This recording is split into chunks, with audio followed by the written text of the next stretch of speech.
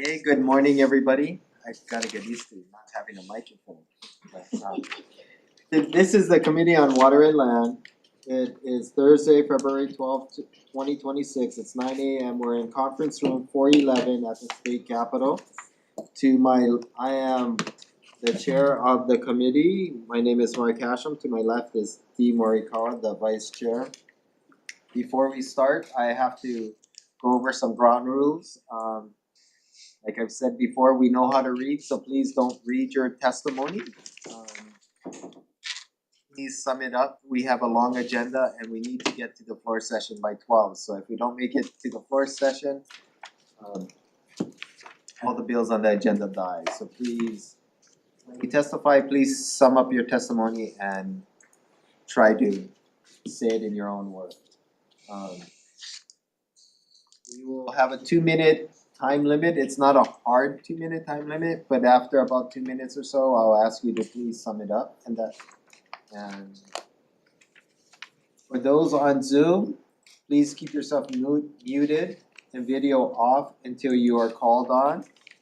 If on Zoom, if you have the chat function goes to our tech support, it doesn't come to any of us, so we are not able to see it. As you can see, I don't have a computer in front of me, so I won't be able to see the chat. If you're disconnected unexpectedly, we will try to reconnect you if possible. And the House is not responsible for any bad internet connections on the testifier's end. In the event of network failure, it may be necessary to reschedule the hearing or schedule a meeting for decision making later on. In that case, we'll post a notice, another notice. Please avoid using any trademark or copyright materials while you're on Zoom and in the background. Please refrain from using any profanity or uncivil behavior. And with that said, we are moving on to, first up, we have HB 1846 relating to shoreline mitigation districts. First testifier we have is DLNR in opposition. Good morning, Chair, committee members. Michael Kane on behalf of DLNR. Our concerns with this legislation, proposed legislation, are twofold. One is that it reverses the roles of the Office of Planning and DLNR, turning DLNR into an agency that reviews permits but lacks regulatory authority, and turns the Office of Planning into a regulatory agency despite not having rules that allow them to regulate land uses. And I'm not being hostile with OPSD. We have talked this over, and I believe our testimonies are in sync. Second one is that DLNR's mission is to primarily protect public trust resources, and this reverses that dynamic and makes a priority in protecting private land interests, which are important, but our mission is to watch out for our natural and historic resources. Thank you. Okay, thank you very much. Next up, we have, is Office of Planning here? Yes. Okay. Thank you, Chair. Office of Planning stands on this testimony with comments, and I want to reiterate that we are in sync with DLNR's testimony as well. Okay, thank you very much. Next, we have Hawaii Realtors in support. So next we have Shoreline Preservation Coalition in support. Is there anybody else wishing to testify on this in person? Okay.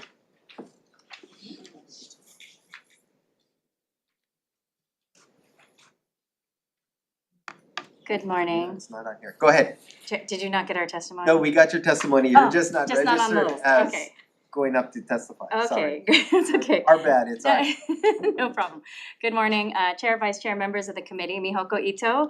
On behalf of the Kahana Bay Steering Committee, I am working with them to try to work through their severe erosion issues in their region. They are a region comprised of 9 condominium associations and a Kuleana parcel. They have had dire erosion issues since 2007 and have been at this for many, many years. They've engaged as both individual properties and collectively since 2017. And what this bill does is it tries to recognize that planning on a regional level is what is required to help these properties.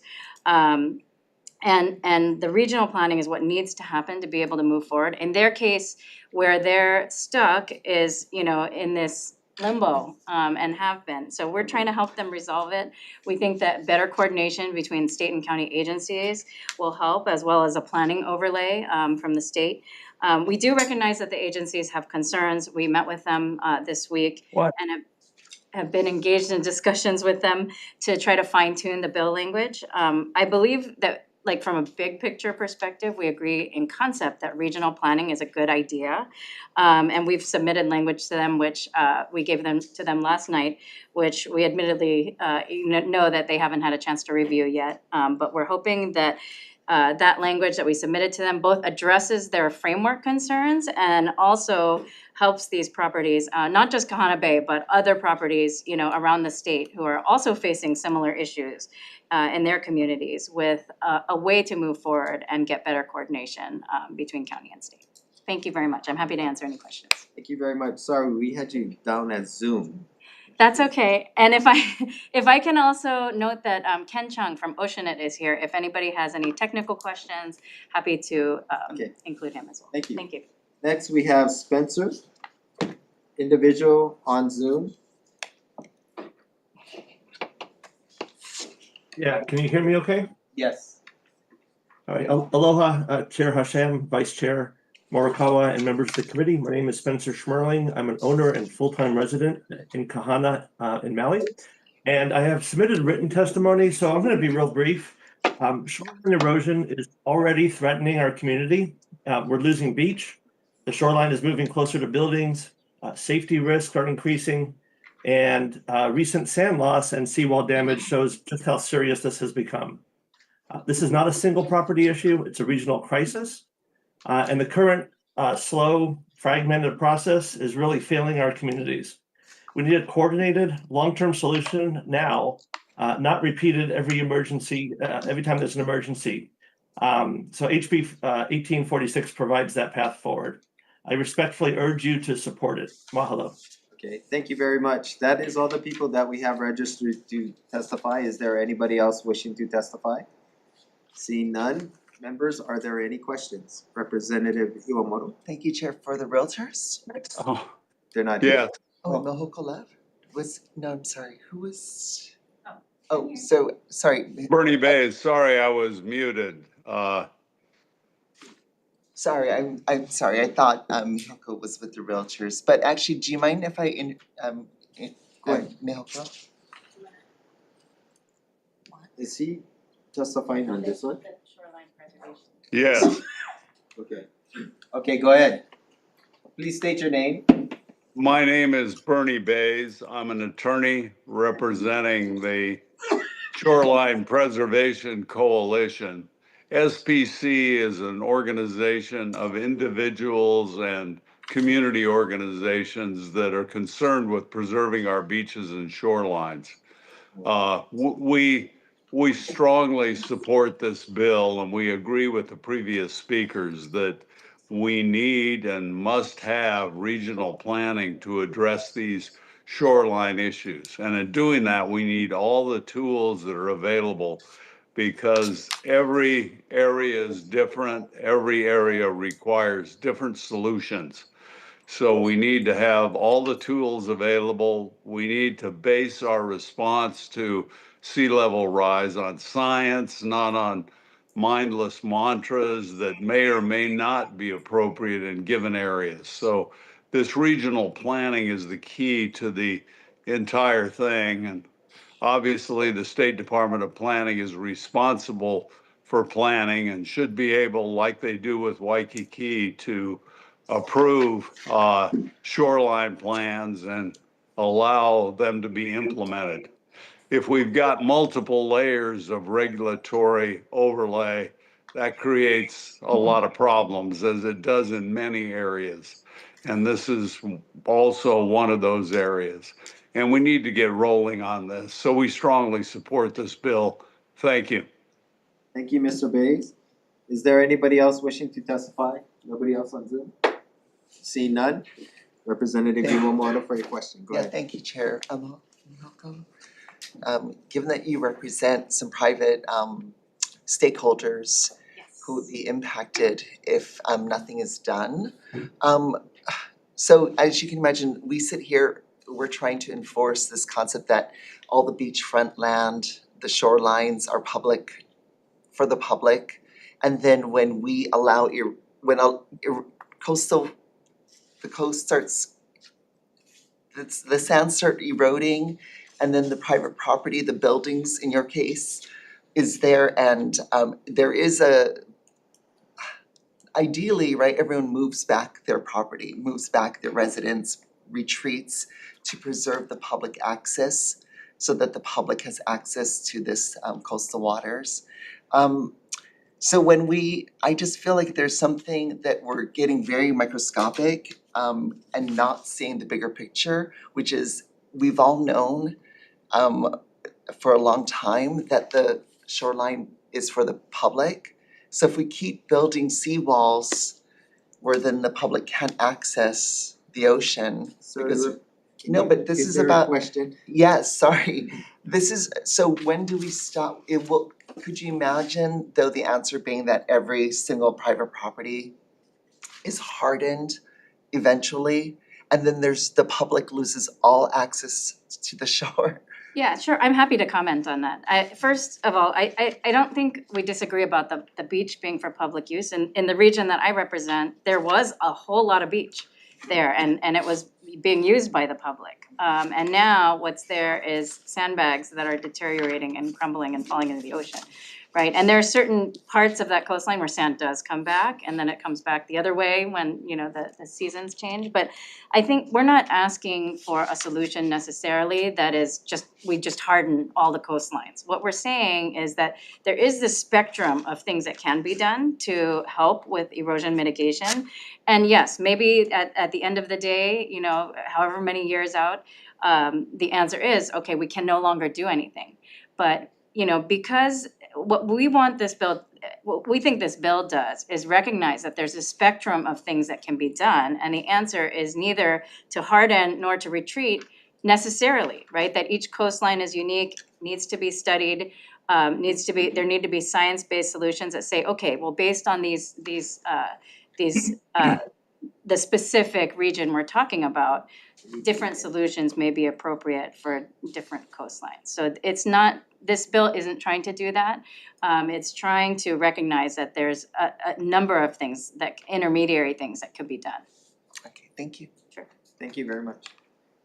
Representative Shimizu? Thank you, Chair. Question for DLNR, please. I wanna appreciate the Chair's forward thinking and trying to address this problem because the way I understand it, there is an emergency and something needs to be done. So I agree with this idea of the concept of looking at a broader picture instead of a piecemeal approach.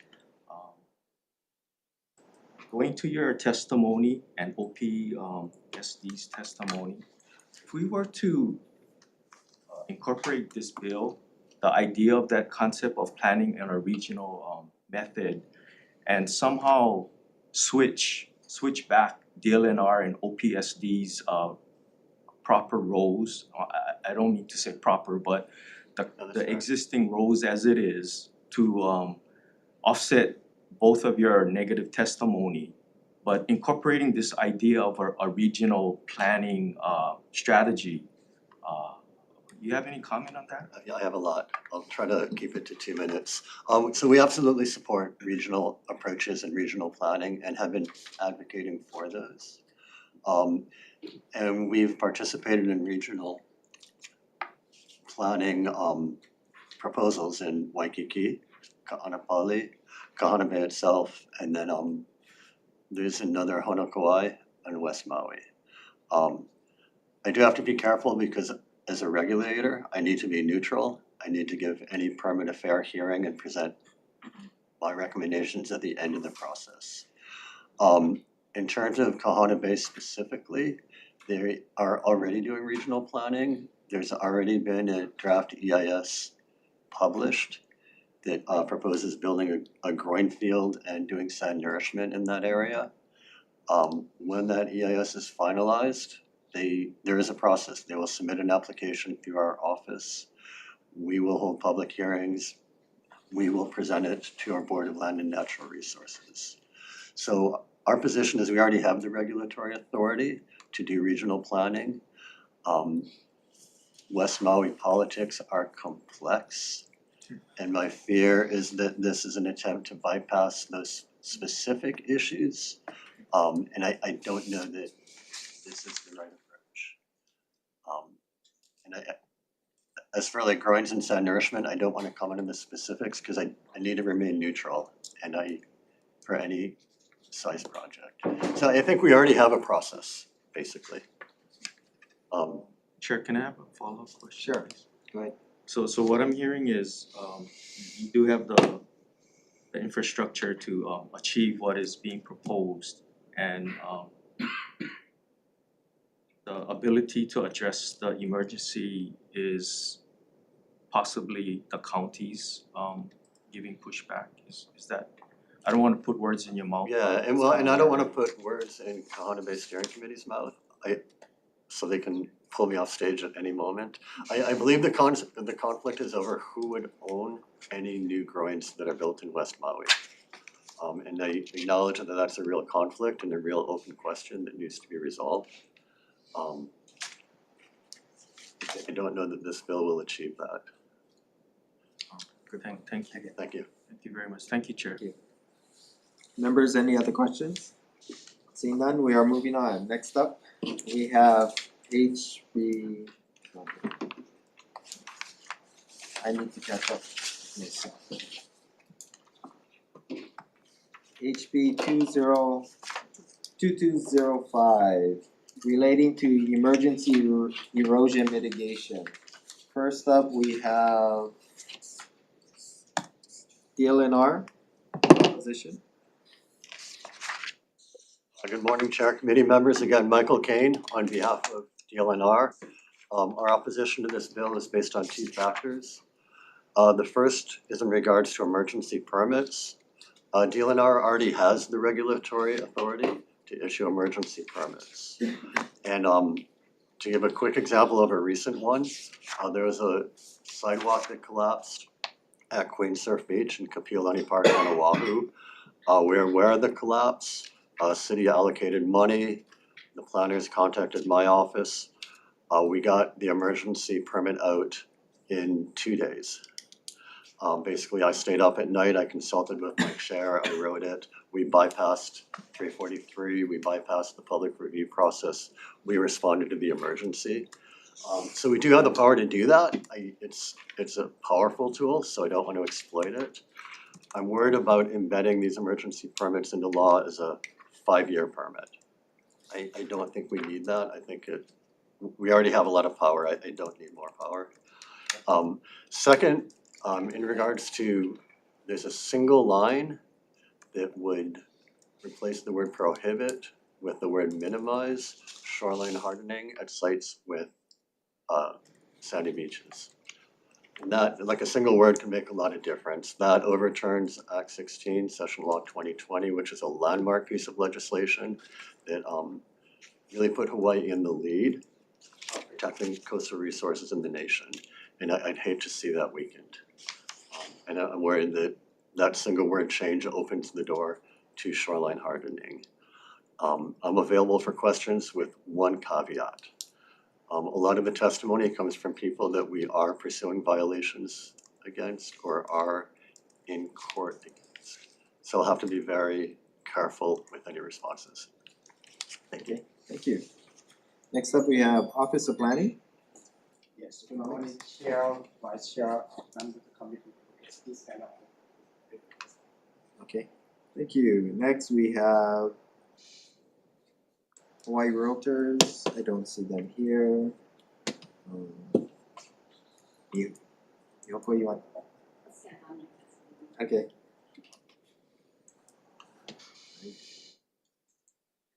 We have an individual, anybody? Okay. Anybody else wishing to testify on this issue that are present? You wanna stand up and testify? Yes, Mr. Chair. Wait, just a minute, we're going with the people in the room first, and then we'll come to Zoom. Thank you. Good morning again, Mihoko Ito again on behalf of the Kahana Bay Steering Committee. This bill represents another aspect of erosion mitigation. The prior bill really talked about long-term solutions, but we believe that in addition to long-term solutions, there is a need to look at a limited, regulated pathway for short-term solutions. What we're seeking to do with this bill is to equalize the standards between state and private with respect to emergency shoreline solutions. And we're not asking for any more than the standard that already applies to the state, which is to minimize shoreline hardening. We're asking for this to be regulated with oversight and timelines and conditions that can be imposed by the state or county. And again, like asking for this to be time limited while long-term solutions are sought. But we believe that doing nothing at this point cannot be the state's answer, and could potentially be catastrophic for not just the coastline I represent, but others as well. The permits for the emergency permits for the Kahana Bay region at the state and county level are expired, and there's no movement on those at either the state or county level. And in the meantime, the emergency sandbags that they do have there are in disrepair. They're dangerous for the public and for residents. And you know, our issue here is that there's inconsistent application of the law. It seems clear, you know, from testimony from the agencies that there are certain instances where emergencies are being granted, but not for these folks. And the law under Chapter 205A has been cited as one of the reasons that agencies are not willing to move forward. So that's why we believe that this bill will actually help provide a short-term pathway for relief while long-term solutions are being sought. Happy to answer any questions. Thank you. Thank you very much. Next, we have Mr. Bays on Zoom. Go ahead. Thank you, Chair, Vice Chair.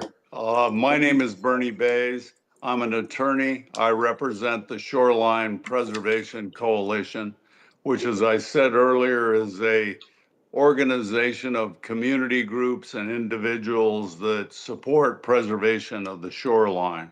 And a remark was made earlier that somehow plans would be approved that resulted in the loss of beach. I don't think a plan like that would be approved. Nobody favors a plan like that. But again, we have right now structures that are threatened. And while we move through a long-term planning process and pay for the engineers and the shoreline management experts to evaluate different shorelines, create appropriate plans for those, we need some measure to protect us from some kind of environmental catastrophe.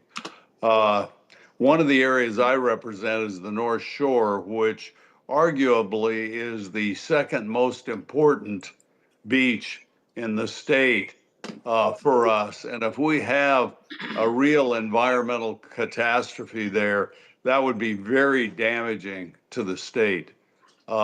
We need to preserve that beach. Nobody's interested in getting rid of the beach or not doing things that would preserve the beach. Nobody favors that.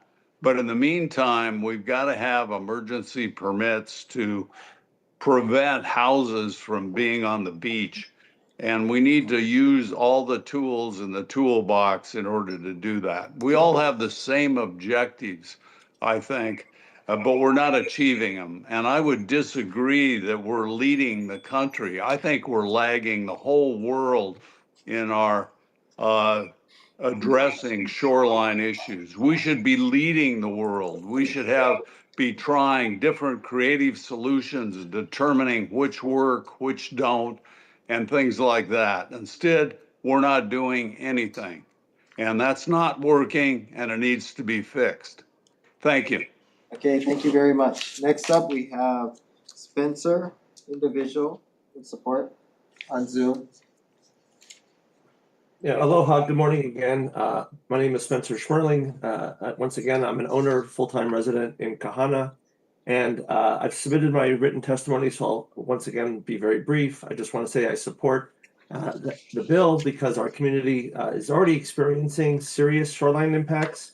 And to the previous speaker's point, we're experiencing beach loss. We're not advocating for beach loss. We want to improve the beaches and decrease our risk to the buildings and safety concerns and so on.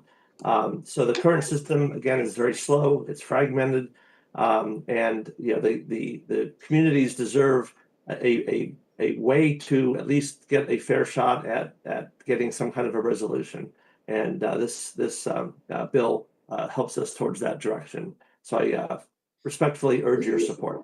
Mahalo. Okay, thank you very much. That is all the people that we have registered to testify. Is there anybody else wishing to testify? Please come up and state your name. Hi, my name is Joshua Gregg. I submitted written testimony and I stand by that. I just wanted to add that there is often this kind of adversarial framing of private homeowners versus the public beach. Like everyone else has said, very much we all want the same thing. I'm a private beachfront homeowner. We've experienced a huge amount of erosion. We've been at this for 10 years. Before we get any kind of long-term solution, it could be another 10 years. This has been a big problem. We are feet away from losing our home. Even if we are successful, and this is by no means a high likelihood, we could be wiped out long before we get the necessary permits. The state does have a goal or a worthy endeavor of protecting the state, access private or the state property and public access. But there is, I would say, an equal importance on the state protecting private property. That's one of the most important rights that we have. It's right up there with freedom of speech. Without private property, we have nothing.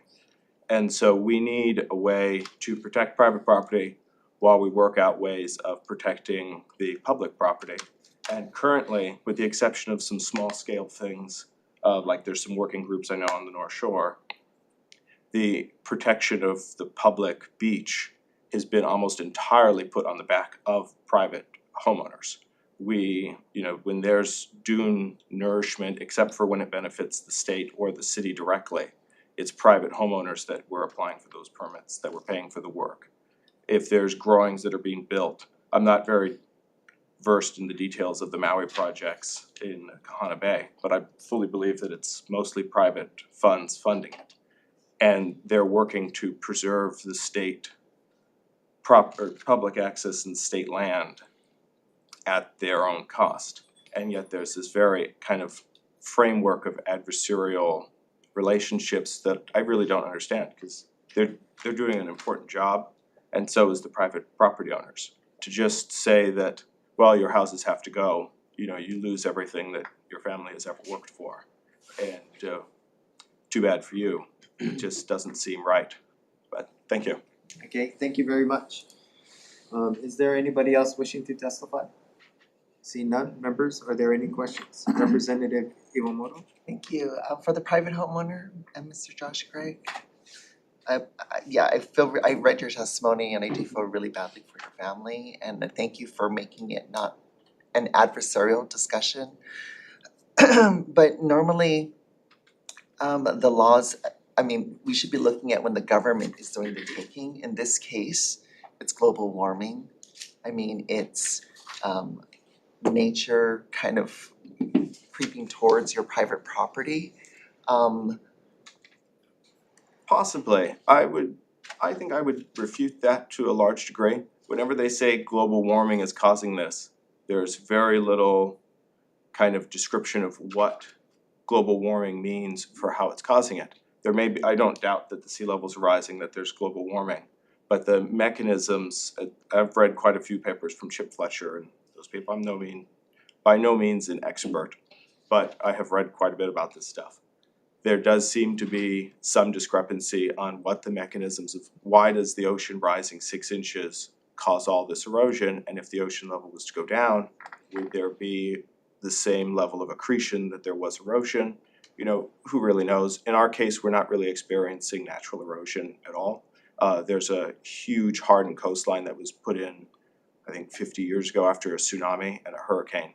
And then there's also a jetty upstream from us, so it stops all of the natural sand that would go from one side of the beach to the other, and now our beach is being starved. We're kind of at a tipping point. We think, I don't wanna get into too much detail with our specifics, but there is kind of a man-made component, poorly planned man-made component that is forcing that erosion onto us.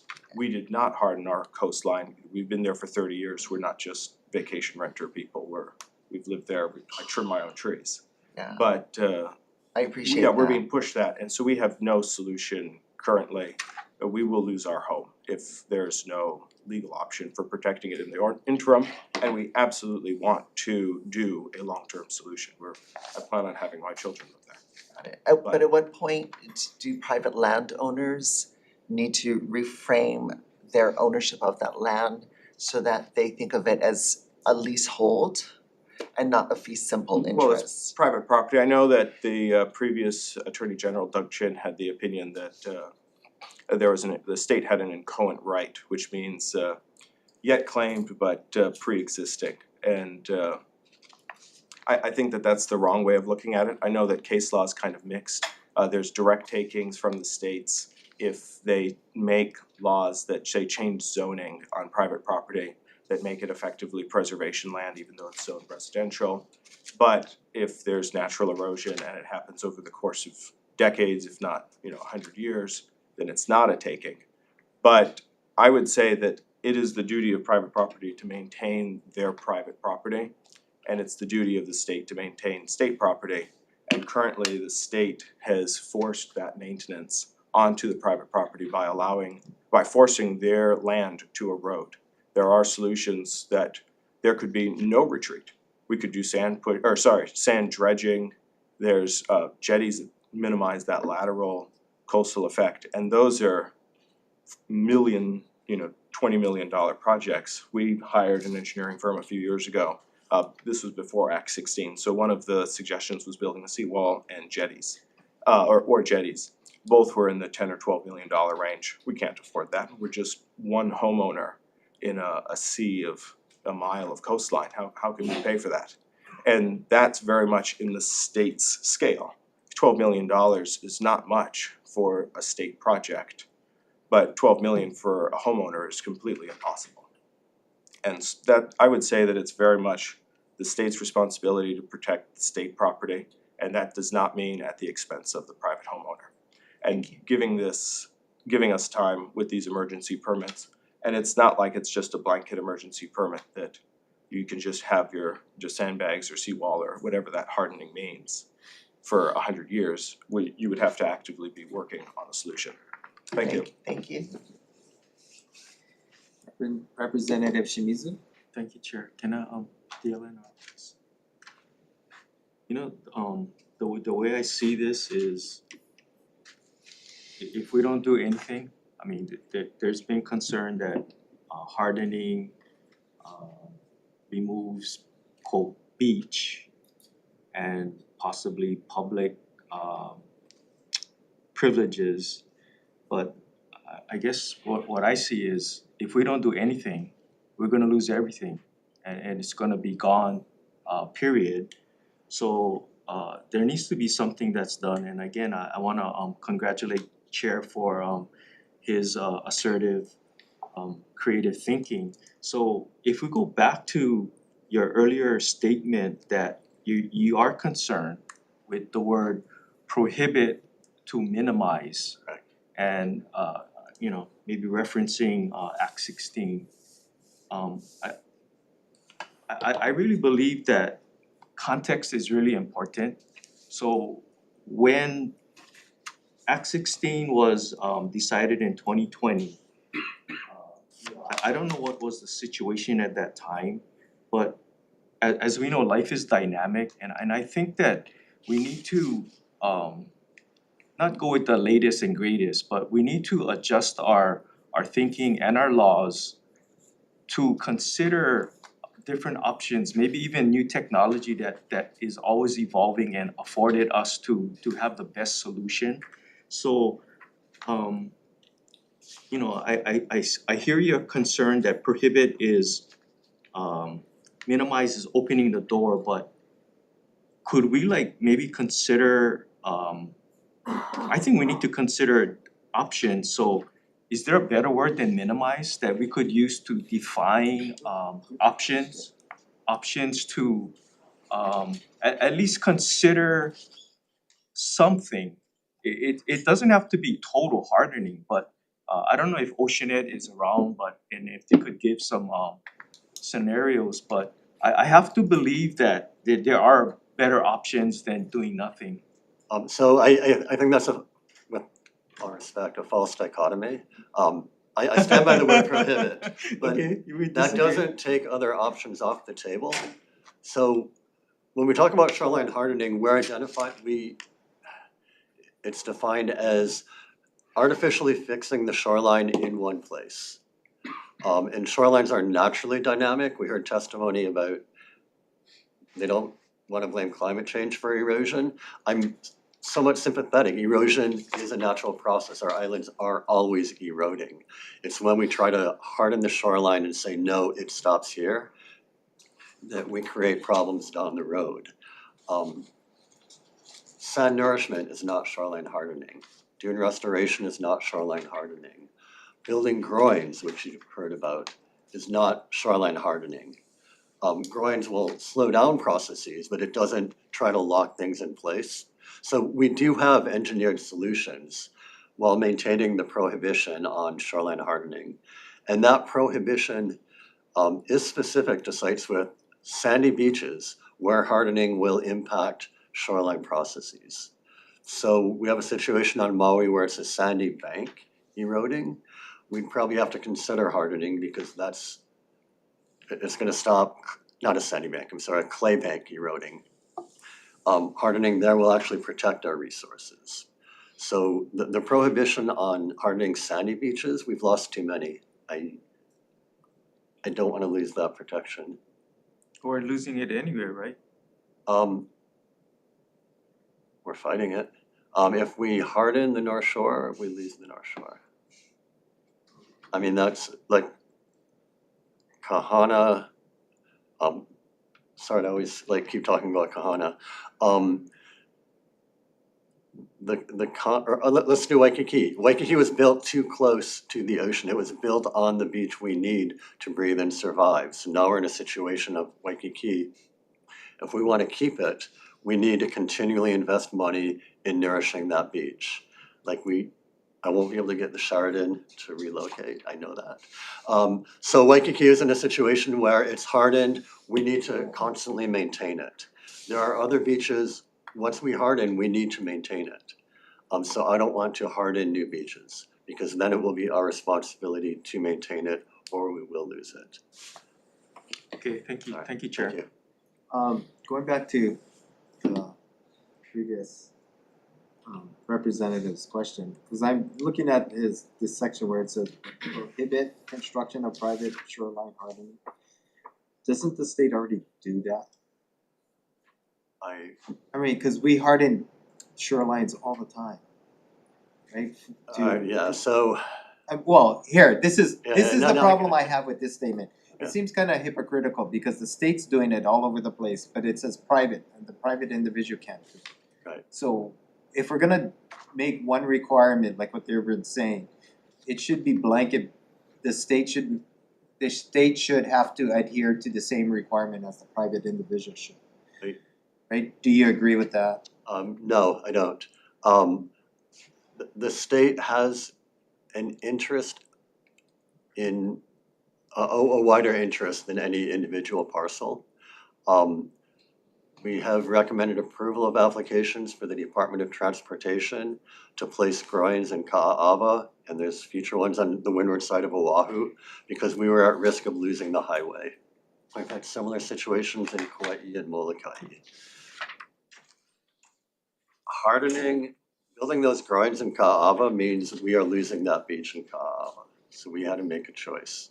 And we were honest in presenting that to the board, like, we lose the highway on the windward side and Okay, so why, So, wait, like- question then, Alright, I'm playing to be honest, I don't agree with hardening, Alright, right? And I don't think that's the solution. But why can't we just move the highway? I That's what you're saying to everybody else, just move the highway, and we do it all the time. I would love to move the highway. So why did And we I- choose hardening over moving the highway? And how come you didn't take a hard stance on that and cite this statute at that time? So we recognized the environmental damage that the highway was causing and felt that the public interest in that particular case was we needed to protect windward communities. And it wasn't an easy choice that we presented to the board. I feel that's a different choice when we're talking about private development. I see it as the same. Yeah, I'm sorry, I see it as the same. It should be the same conversation, not that I agree that we should harden the, I see it as the same. You cannot, well, anyways, that's my opinion. right. Alright, any other questions? Thank you, for. Sorry, Oh, Representative sorry. Iwamoto, no. I just, Representative, my bad. Sorry, for DLNR. So your point, I think what I'm hearing you say is that when a private property owner is allowed to harden their one piece, and we heard earlier testimony saying that they believe their erosion was caused because a private property owner down the beach, down the coast, hardened their one private property, which then caused erosion. So basically, it creates a chain reaction where then everyone comes forward and says, well, I need to harden my private property now. And then when you follow it all the way through, it means that all the private property is gonna be hardened and there will be no public beaches.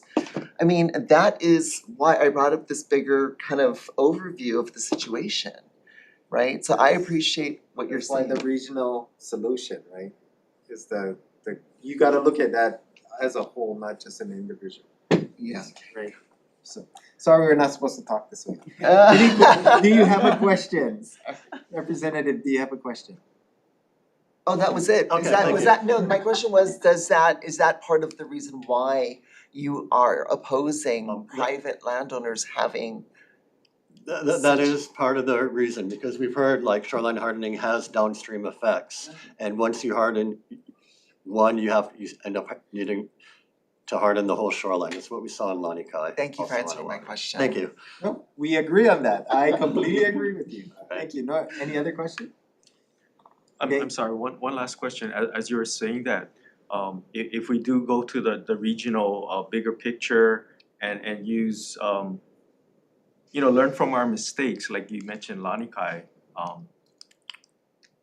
I'm surmising that there is room to move off of where we're at right now to think differently and to incorporate new processes, to reach a better solution.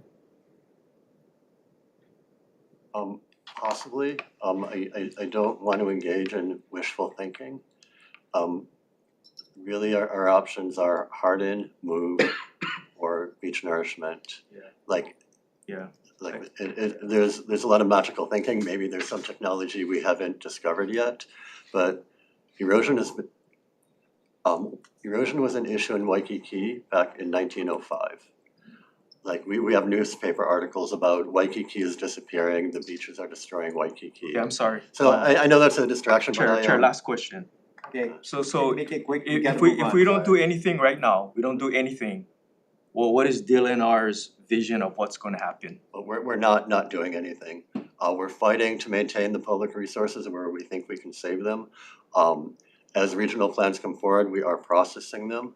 We're very active in Waikiki, which is actually part of our Kuleana, unlike other beaches that actually falls under DLNR's responsibility. So we're not doing anything. Okay, I'm sorry, I didn't mean to No, accuse you of sorry, that. I'm Yeah. just, thank you. Thank you, Chair. Thank you very much. We need to move on. Next up, we have HB 1802, relating to conservation banking. First up, we have DLNR in support. Good morning, Chair, Vice Chair, and members of the committee. Catherine Stanaway, DLNR, Division of Forestry and Wildlife. We support this bill and stand on written testimony and are available for questions. Okay, thank you. Next up, we have Justice on Zoom. Good morning, Chair, members of the committee. My name is David Henkin. I'm an attorney with Earth Justice. We submitted testimony in support and will generally stand on the testimony. I just want to say a couple of things. There have been proposals over the years for conservation banking. We have opposed them because they did not have the necessary guardrails in place, statutory guardrails to make sure that it's done correctly. This House Draft 1 of House Bill 1802 is very different in that regard, and we're happy to say that we can support it. So we're in agreement with DLNR that this would give them a valuable tool to help promote the conservation of our endangered species. I did note the testimony from a former federal biologist, Kaylee Pang. I know him professionally, I respect him, and I think that his testimony is talking about the original draft of this bill, which we opposed for exactly the same reasons. The House Draft 1 addresses all of our concerns, and I can't speak for Mr. Pang, but I would hope that it would address his as well. I'm happy to answer any questions. Thank you very much. That's all the people that we have registered to testify. Members, are there any questions? DLNR, which version of, we have several, okay, okay, my question is very simple, because we worked on this during the interim. There's several versions floating around. Which one do you guys prefer? Which would work best for you? I think we like this version. In 2024, we worked with Earth Justice on this bill. So we came to a lot of agreements on the provisions that are inside House Draft 1. And so we do like this bill. We've been working for a long time to try to establish conservation banking authority. And so we've been trying different avenues on how to do that. So I think this bill gets us there. There are other bills that we've worked with other people on too, that we also think would get us there. So I know it's not exactly the answer you're looking for, but Okay, no, that's fine. yeah. Okay, good. Members, any questions? Seeing none, we are moving on. Next up, we have HB 1571. Relating to condominiums. First up, we have Hawaii Food and Policy. Anybody here to testify? Anybody on Zoom? Seeing none, members, no questions, right? We have 3 people in support and nobody here to testify and nobody to ask questions to, so we're moving. Hands are up. Somebody put their hand up. Oh, there's one person on Zoom? Okay. What's their name? Raquel on Zoom? Yes, good morning. Can you hear me? Yes, go ahead. Mahalo very much, Chair, Vice Chair, and committee members. Very much appreciative for you hearing this today.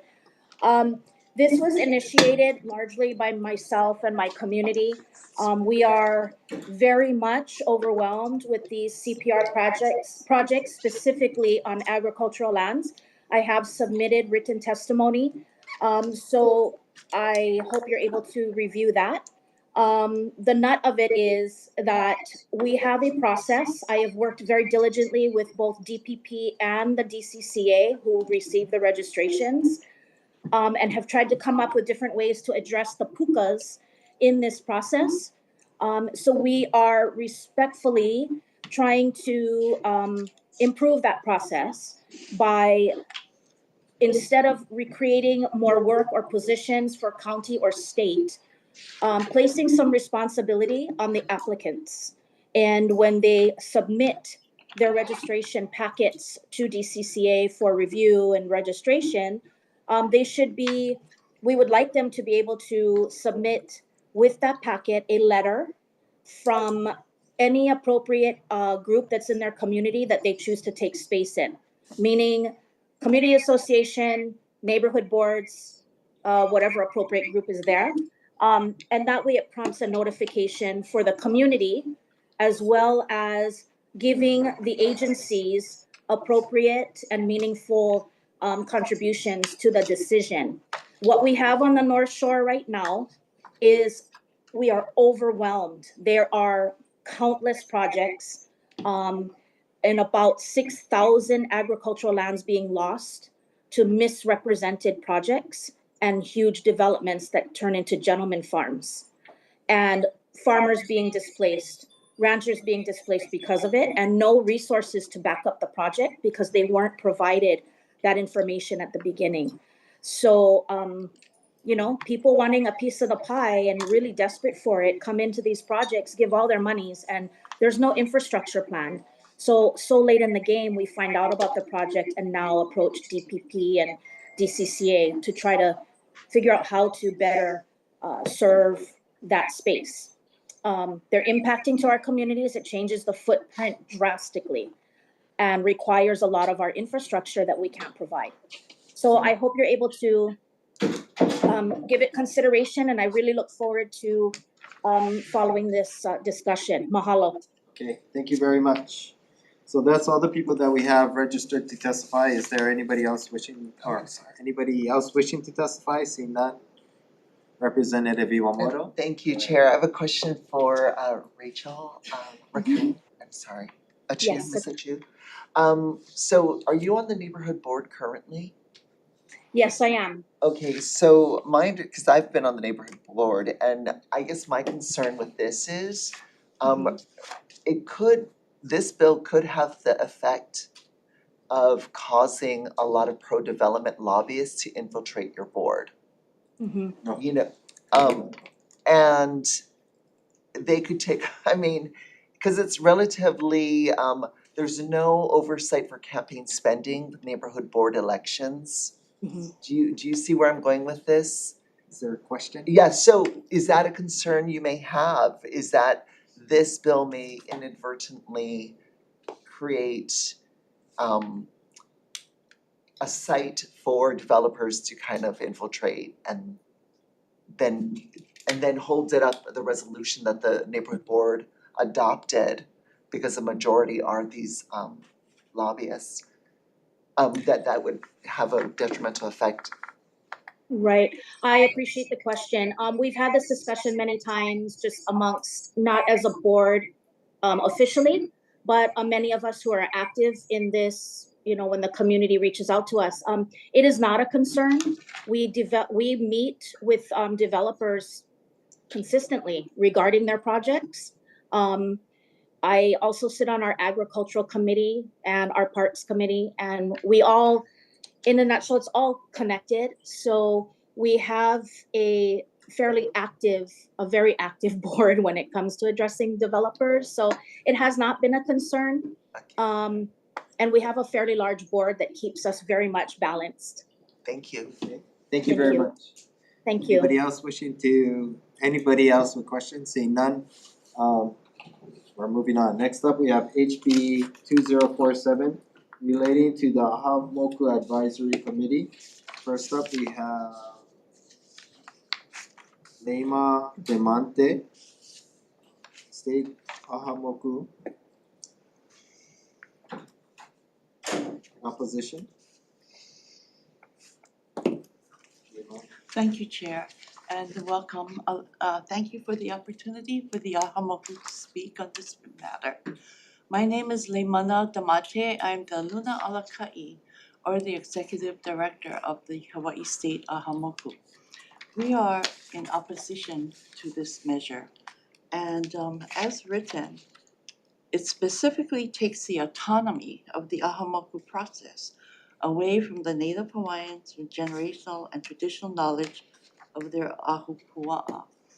The process that Ahamoku operates under is an ancient one that stems from the 9th century. It was translated by Kawaikapu Ukalani Hewitt as a sustainability process that ensured survival of the Native Hawaiian culture.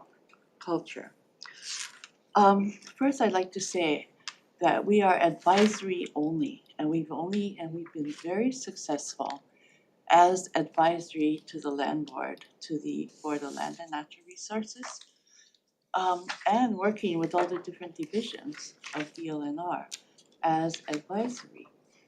We particularly work with bringing the knowledge of the Ahupua'a, people who live on the Ahupua'a, lineal descendants with generational knowledge of their natural resources and cultural practices.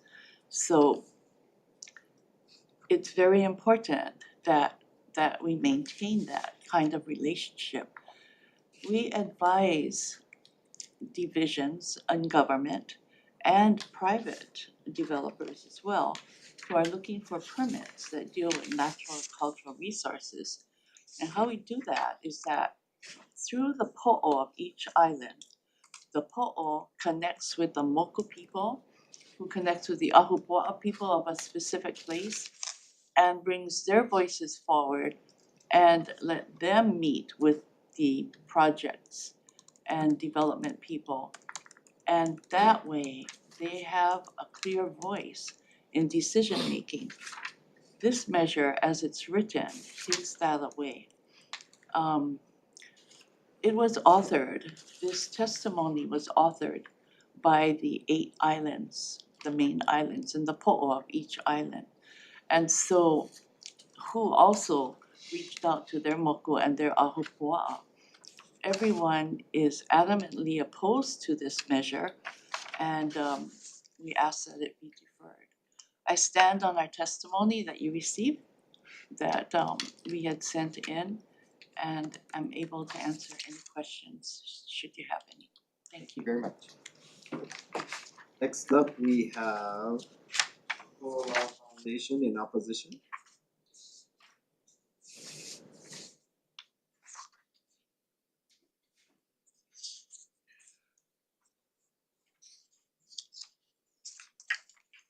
Mai kako.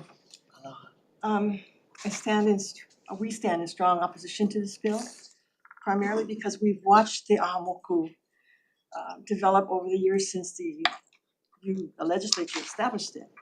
It was a recommendation, based on a recommendation by the Association of Hawaiian Civic Clubs, which represents Hawaiians throughout the state of Hawaii and across the continent. WAL Foundation is dedicated to the preservation of Hawaiian cultural practices and heritage. And we have seen that the ahamoku, serving as an advisor to the DLNR and state agencies, are providing a service that is needed, an independent cultural guidance, so that when they make decisions on state or private projects, they make it informed about what they might encounter. Now, if there was an ahamoku in existence before Mauna Kea started getting developed, maybe we would have had less mistakes at Mauna Kea with UH and the telescopes. So that's the kind of thing that I'm hoping this ahamoku can do. And they haven't really been able to function as well as they should in recent years because of challenges from their administration of DLNR. So that's been the problem for the ahamoku. I serve as the Kaneohe Ahupua'a representative on the ahamoku and have agreed and supported pretty much all of their decisions to recommend. And they don't, like I said, they're advisory. They don't get paid. They're all cultural practitioners throughout the state. They're all trying to help the state make better decisions. So to change it and have a state agency be in control of this organization would be counterproductive to your original purpose. You really should remember why you organized it, why you established it in the first place. So that's my mana'o on that. I hope that we can convince, although most of you probably co-sponsored this bill, I'm hoping you will reconsider and defer it. Thank you very much. Okay, thank you very much. Next up, we have Ko'olau Poko Hawaiian Civic Club in opposition.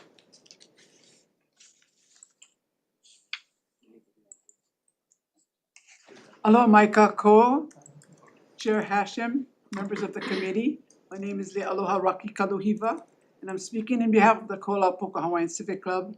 And I strongly oppose this measure because of the fact ahamoku was actually started by the Association of Hawaiian Civic Clubs. Hawaiian Civic Clubs Association consists of 67 clubs nationwide, over 3,000 members. And the Association of Hawaiian Civic Clubs actually adopted this resolution for the establishment of the ahamoku system to advise the state government on decisions that could affect Hawaiian people, places, and culture. As one of the strongest advocates of the system, Ko Lāpō Hawaiian Civic Club urges you to not pass this bill. And it takes away the autonomy of the Ahamoku Committee to choose its own executive director. And that's what I got to say. If you have any questions, you're welcome to ask. Okay, thank you And very I much. also serve in that committee. Thank you. We have one person on Zoom, Keo Mailani. Individual. In support. Aloha aina kako. Yes, I stand in support of this bill. I stand with my written testimony I submitted, and I wanted to make a quick reference on the island of Molokai. Specifically, I cannot speak for any other island, and I will not.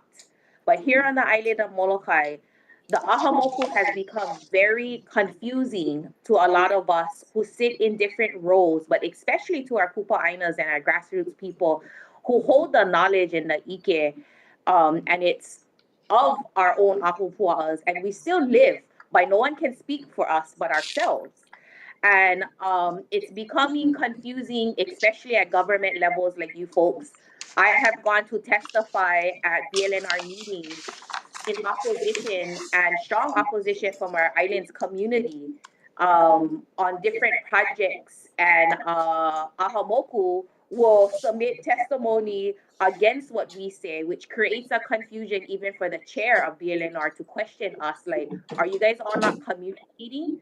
And at the end of the day, I think it's very important to realize that on Molokai, we're not loyal to clubs and organizations. We're loyal to our Aina Kupuna. And if it's not good for our Aina, it's not good for us. And that's very important to say. So I just wanted to say that, and I stand in strong support of this bill. Mahalo. Okay, thank you very much. That's all the people that we have registered to testify. Is there anybody else wishing to testify?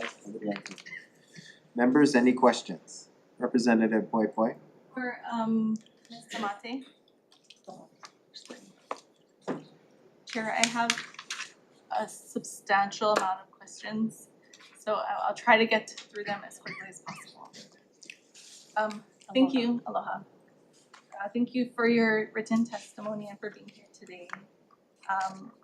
So there are the rules that the Ahamoku Advisory Committee are supposed to follow, the administrative rules.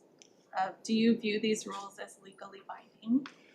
Ahamoku does not have administrative rules because they're advisory only. So this final rules and practice of procedure of the Ahamoku Committee effective October 2016 is not applicable to the Ahamoku Advisory Committee? No, it is not. And that's because it was based on having admin rules, and the po'o of the islands decided not to have those. So you can just decide to not follow the sunshine law and open? They do follow sunshine. Okay, so according to the rules which you're choosing not to follow, the rules say that the Ahamoku should have at least 4 quarterly meetings that are open, regular meetings. So how is this occurring? It is not occurring, and that is because of the funding that we have. There is not enough funding. $286,000 is not enough funding to hold 4 quarterly meetings. $286,000 is for the entire program, all 8 islands. So everything. how within the absence of meeting, in the absence of following the rules, how, and if the council or committee is responsible for overseeing the one employee, the executive director, how does that oversight occur without meetings? Meetings are held on each island. No, the oversight of the council over their employee. How does that occur? How, if there are no meetings of the council who are responsible with managing their one employee, how is that management happening if there are no meetings? There is a very close relationship between the Luna Alakai and each po'o of each island, The reason we're not able to hold an But I'm not AMAC meeting, I'm asking, yes, why are you not able to hold a meeting? very honestly, is that we are not in possession of a P card. So to bring all the islands together would mean paying It's for travel. You could have an online meeting, a Zoom meeting. When was the last time there was a regular open meeting of the council? According to the rules, you're also required to have the council approve your budget and to provide itemized expenditures. And that, if in the absence of meetings, how is that occurring? To answer that,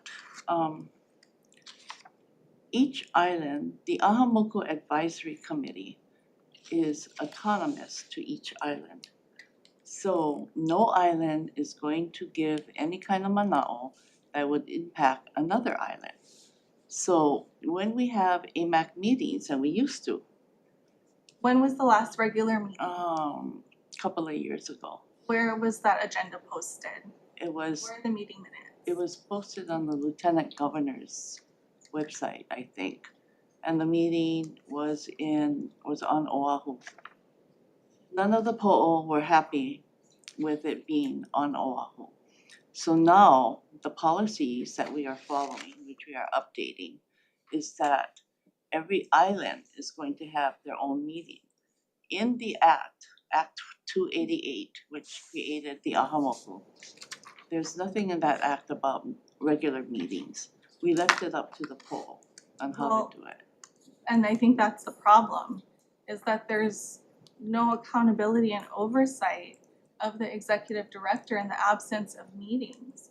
And in the HR, I guess you are choosing to not follow the rules. But in the HRS, in your testimony, it says that the committee is supposed to be autonomous and that it shouldn't be under the chairperson, but in the actual statute, it is under the chairperson. It says, oversight of the Ahamoku Advisory Committee shall be by the chairperson of the board in the Land and Natural Resources. That is in the existing statute.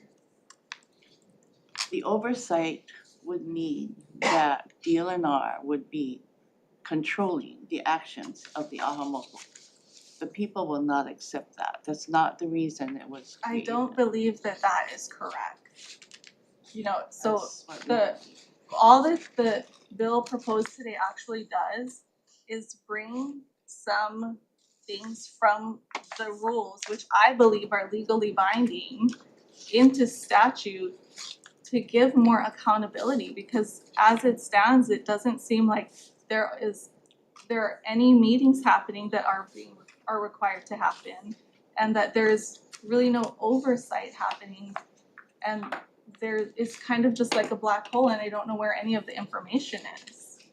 The oversight comes from the po'o themselves. How is that communicated according to the rules that require open meetings for the public? Those meetings on the islands are open to the public. All of Those are different meetings. Those are different meetings. 4 regular meetings of the committee, open sunshine law meetings. I have never seen an agenda for one of those meetings. I have never seen anything posted. I don't believe that there have been meetings in years. So this tries to give a little bit more, this bill tries to give a little bit more consistency, because currently it's not functioning the way that it was. I agree with the intention, but currently it's not functioning that way. And also, according to the rules, the executive director shall only give testimony in public hearings before agencies related to specific findings, policies, recommendations that have been formally approved by the committee at its meetings. And I was able to find your report from 2025. I did not find any reports since probably 2017, maybe earlier, up until 2025. So there's a lot of missing reporting. And in this report, you list out maybe 7 different instances of giving testimony at the DLNR last year. I'm not arguing with the positions taken in it. but how were these positions formally adopted by the board to authenticate and authorize them to be delivered by the committee? By the Ahamoku How Advisory do you, Committee? yes, if you're following the rules, your rules, But then they should be formally adopted in an open meeting. we're not following those rules. Those rules were done at an earlier meeting where we weren't really aware of the administrative rules. Our po'o at that meeting, after that was drawn up by someone else, we never got a copy of it. This is literally on the DLNR Ahamoku website. This is where I printed it from. It says that these are the rules you follow on the website. We don't follow those rules because we do not have administrative rules. We're advisory only. These are listed as your bylaws, whether or not advisory or decision making. We don't have those bylaws, so. But at some point, decisions are being made to submit testimonies and positions. By each island for So whatever project. how do you come upon those decisions? Do you ask the members individually for their position prior to submitting testimony? It depends on what the issue is. If it's island specific, you go to that po'o of that island. So for your Not the whole AMAC votes on individual islands. if you were following the rules, that would be what would be happening. But so just in reference to your testimony today, which I printed, it does say that the entire AMAC approved this testimony. Yes. You are saying that all of these people on this last page approved this testimony? Yes. I am aware of at least one who has let me know that they did not approve this testimony. Which one? Because I've talked to all of them. Representative, Yes. can we give other people a chance? Oh, yes, other questions, sure. Anybody else has questions? Seeing none, we defer back to you. Thank you, Chair. I think, I've made most of my points and my concerns. As a Native Hawaiian, this is not an easy thing to do, but I know that this is a program that could be operating at such a higher level than it is and service to our people. So I think it's an important conversation to have, ways that we can look to improve it and improve the service to our people. I guess I can leave it there. Okay. For now. Thank you. All right, thank you. Thank you. Thank you for your concern and for Members, your any other questions?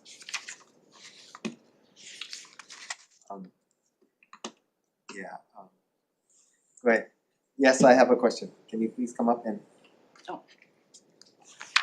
What, For my the question record, is, again, my name what- is Lealoha Rocky what do you Kalohiva. wanna say? I'm also the chair of the Ahamoku for the state. I don't get paid a penny. Okay. And there was administrative rules written for us to follow by somebody from Molokai, in which we did, we decided not to follow those rules. Make it clear for you.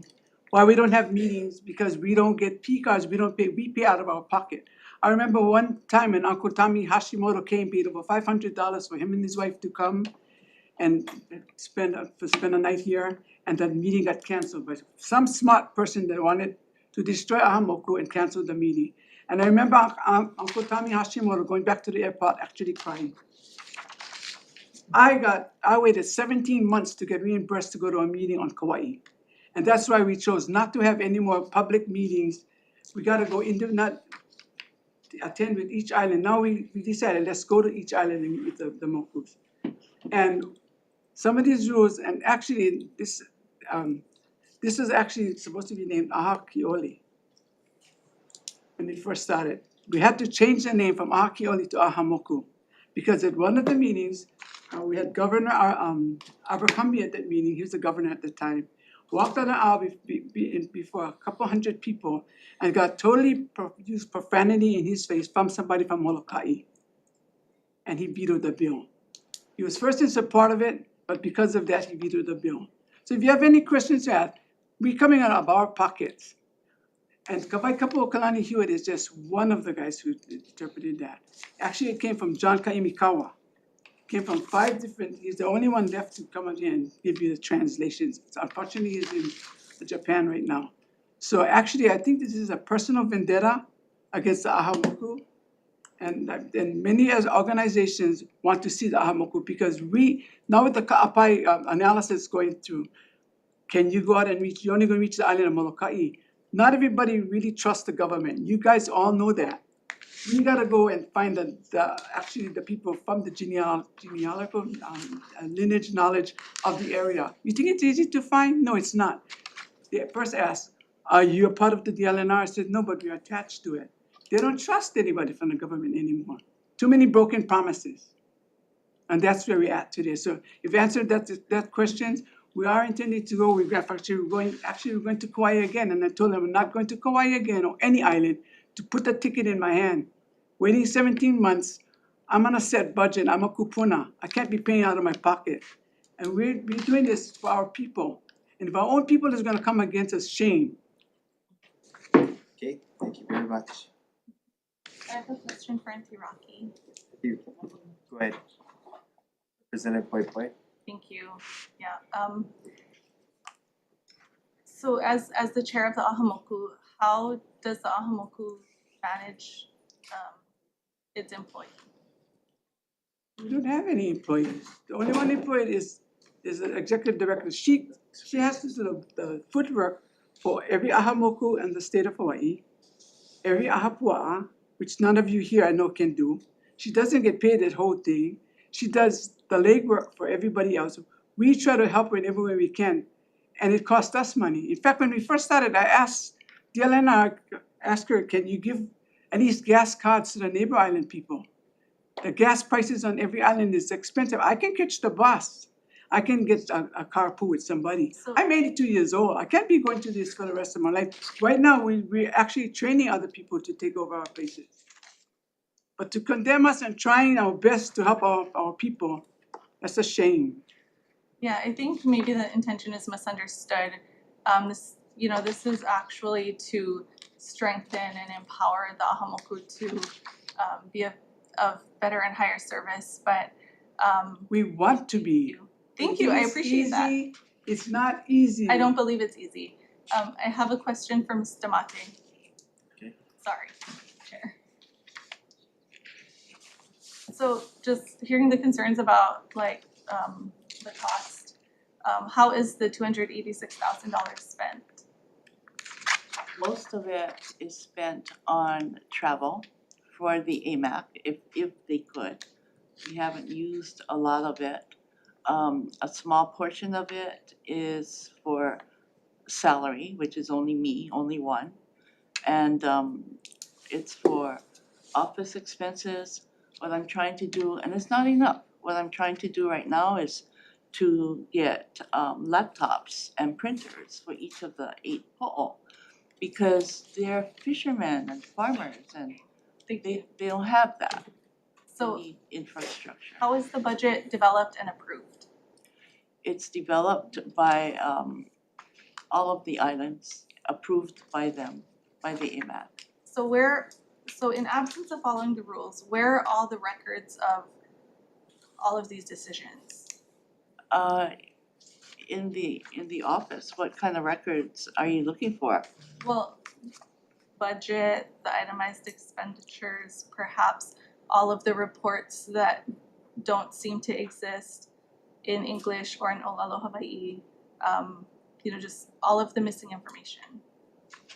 So maybe I'll come to the office and find all of that information. Yes, I can send you the budget as it was turned into DLNR. And a record of it being approved, the itemized expenditures for the past several years, and perhaps all of the reports for the past 10 years. Would be great. I will check with the AMAC and make sure that that's. Those are should be publicly available documents. So but thank you. That's my question. Okay, thank you very much. Mr. Bahama, do you wanna come up? Una, Tiraki, Nalena Alakai, to our leaders.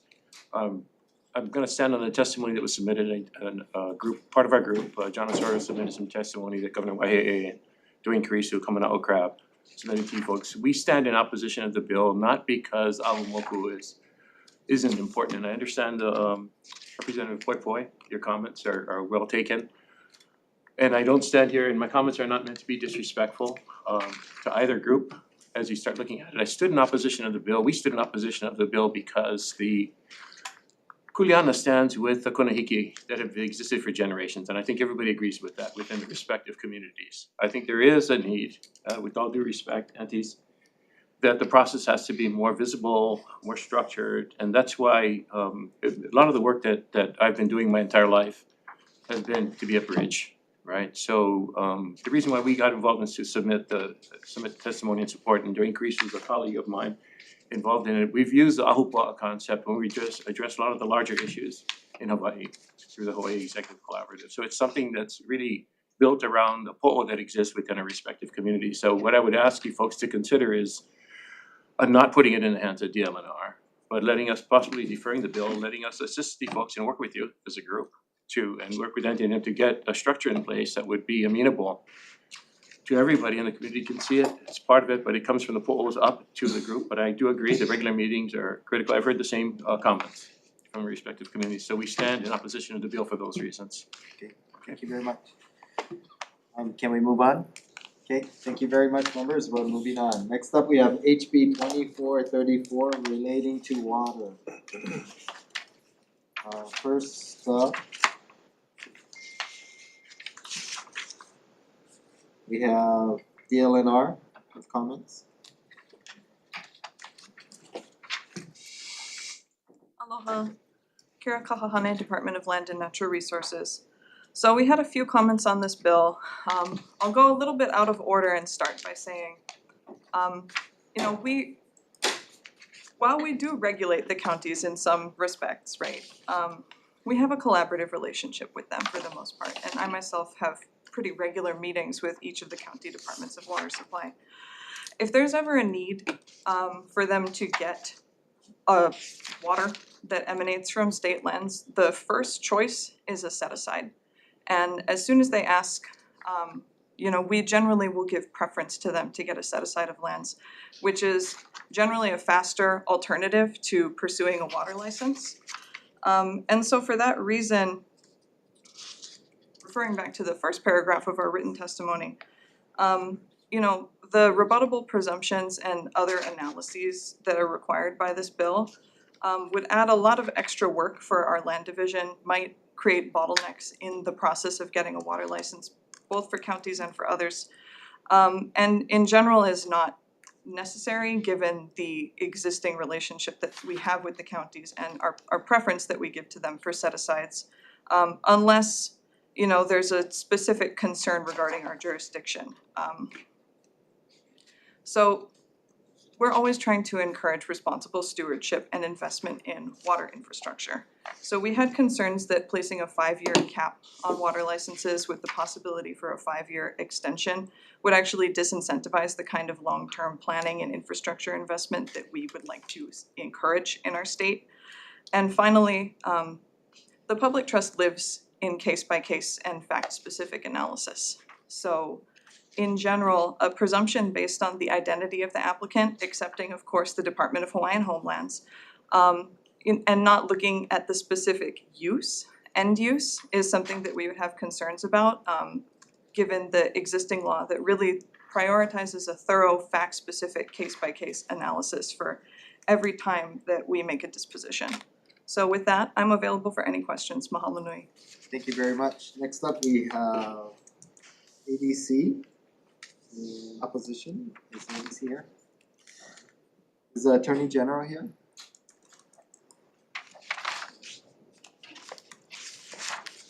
Good morning, Chair Hashem, Vice Chair Morikawa, members of the committee.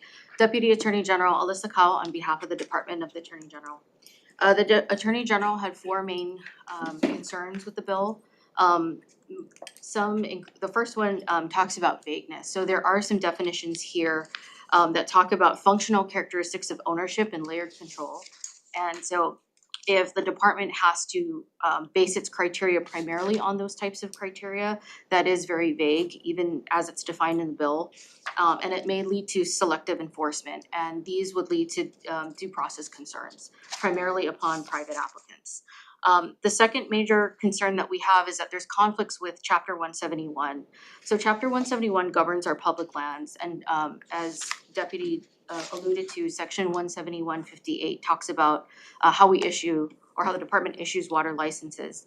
And that's done through a competitive process.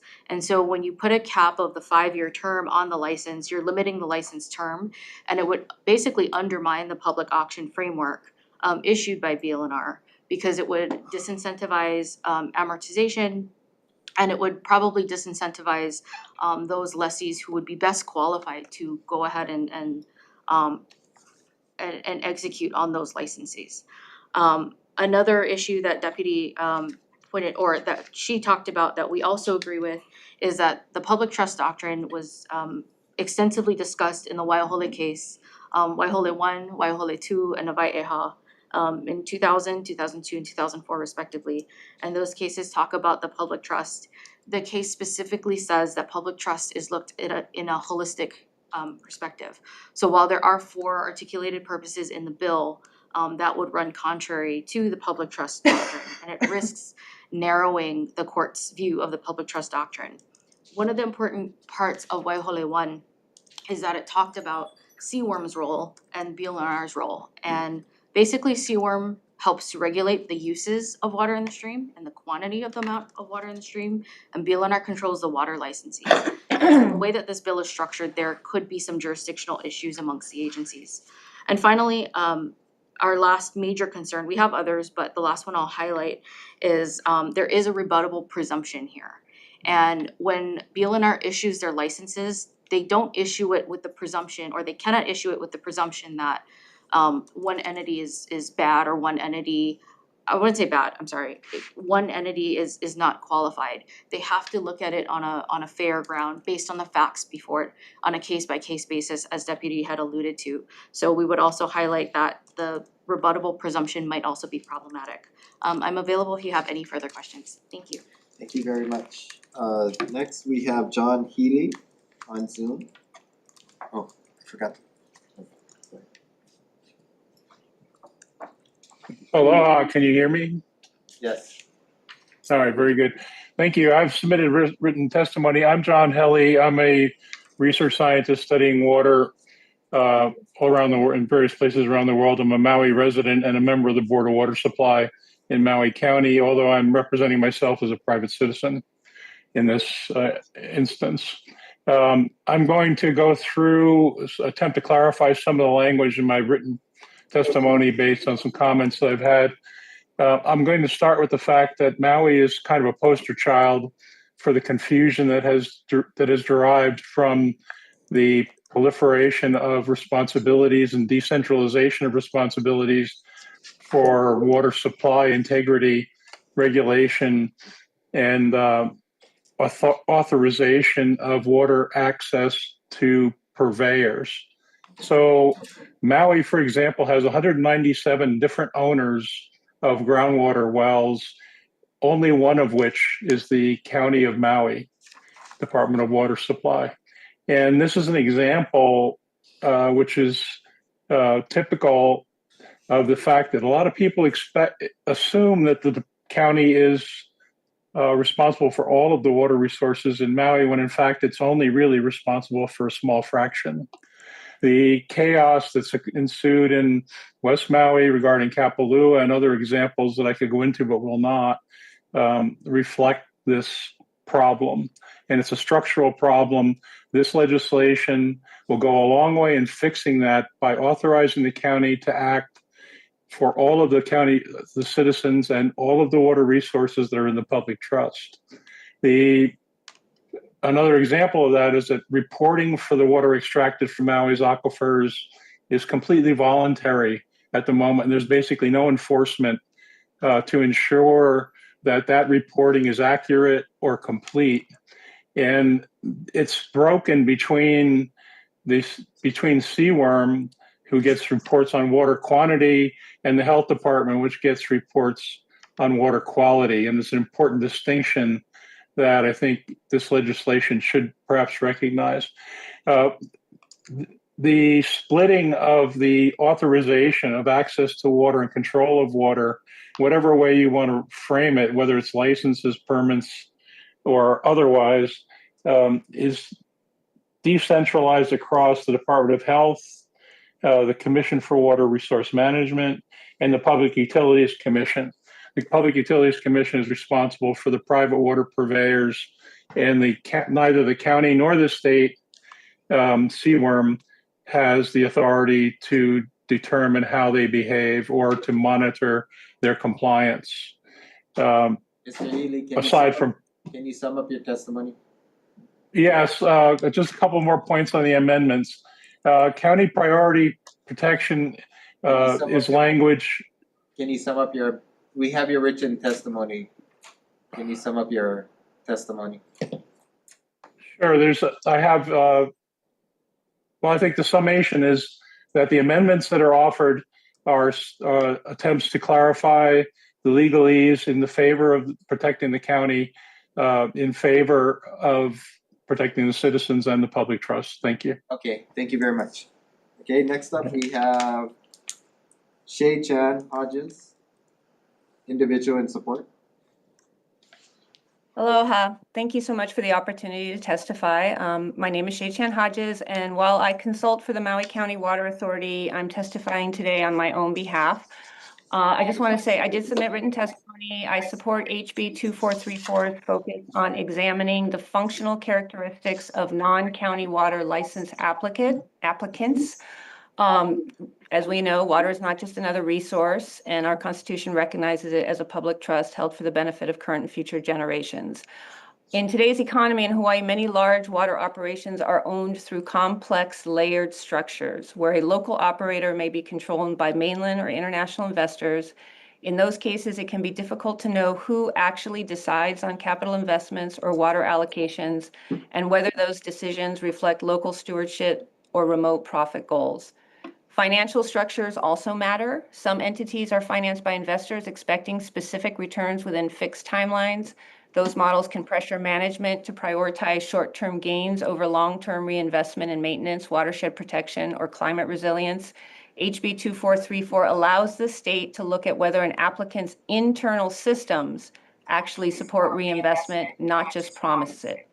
There are also cases of limited reinvestment capacity when debt or profit distribution frameworks leave little flexibility to upgrade or maintain infrastructure. Because water systems depend on continuous investment, the state needs to ensure that license holders have durable, reliable funding mechanisms. And finally, restricted disclosure can hide who truly owns or controls an operation. Without transparency, accountability becomes difficult, especially when managing a resource that belongs to all the people of Hawaii.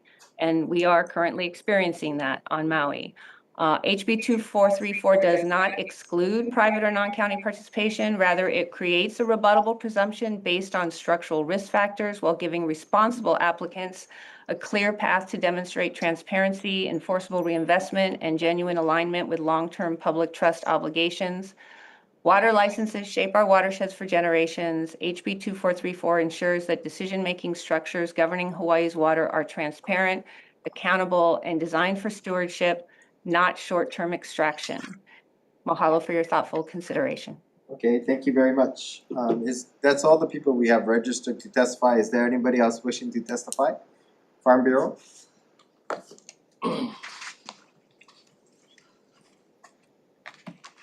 Morning, Chair, Vice Chair, members of the committee. Brian Miyamoto here on behalf of the Hawaii Farm Bureau. My apologies, Chair. We did submit written testimony, but we clicked the wrong button. Okay, we have your testimony. Thank you. So you have our testimony with comments. We actually have concerns with this measure.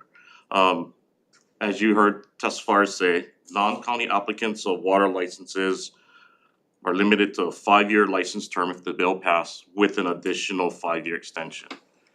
So if my math is correct, that's 10 years. Farmers have water licenses. Farming is a long-term operation, of long-term endeavor. With just 10 years, there's no way we're gonna get financing. There's no way that any farmer is gonna invest in their infrastructure. There's no way we're gonna meet our food production goals. There's no way that we're gonna be able to meet our farm to school and our farm to food bank goals. 5 years with additional 5 years. We have farmers across the state that have water licenses. If this bill passes, there's a potential that those farmers will only have a 10-year window to farm and they no longer will have access to water. We said it over and over again. No water, no agriculture, no agriculture, no food. This could limit our desire to grow the sector. We're trying to grow agriculture and we need access to the water. So those are our concerns. Again, small farmers have licenses across the state. We need this water, we need assurances, and we need certainty. Thank you for the opportunity to provide testimony. Okay, thank you very much. Is there anybody else wishing to testify? Seeing none, members, are there any questions? Representative Poi Poi.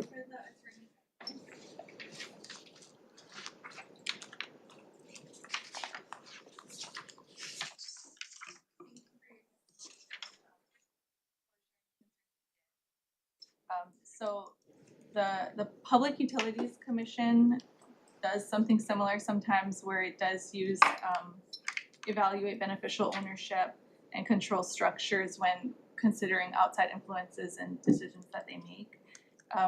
So I hear your concerns.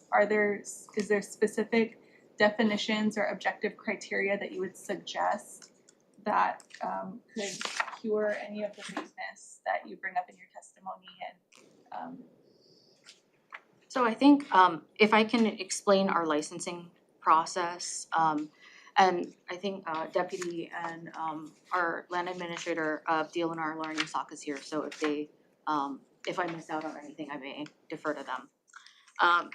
So I think that part of when a water license is issued, the license goes to the board for its consideration. If somebody wants to contest that license, then they can go to the board and ask for a contested case hearing. And at that time, what the board does is it's evaluating at the contested case hearing portion what the capacity of the evaluate what the applicant wants. And it's basically like a mini trial, right? So then they'll say, the board will opine and say, this is appropriate for a right, that your use is appropriate for a license or not. And so at that time, that's where everything gets fleshed out. And so I think that there are procedural safeguards to evaluate whether an applicant is appropriate and can be in the position of being issued a license. I think that the concern that we have with this bill and in the framing of what it does is it creates this presumption that that the state is able to look at these corporations and evaluate them and is in a position to do so. And two, creates this essentially what it does is it's so vague that it almost puts private entities, or it almost says private entities are not eligible to do so. And that's not what at least with our public auction process and the licenses, that's not what we're looking at, right? We're not looking at, or we shouldn't be looking at that. We should be looking at who is the most qualified operator, who is the most qualified bidder under the auction process to service the water. So I don't know if the definition itself could be qualified, which is I think what you're asking. But I think that there are safeguards that are available before the board. so I hear the concerns about that part. There's also I think the first part of the bill, speaking to the intergovernmental agreements. Is that part more acceptable than, the functional control part? Because there's two parts of the bill. So I think that so if the county, and maybe Deputy can speak to this more since she deals with the counties more, but if the counties, let's use Maui as an example because I think that's what this bill is mainly talking about.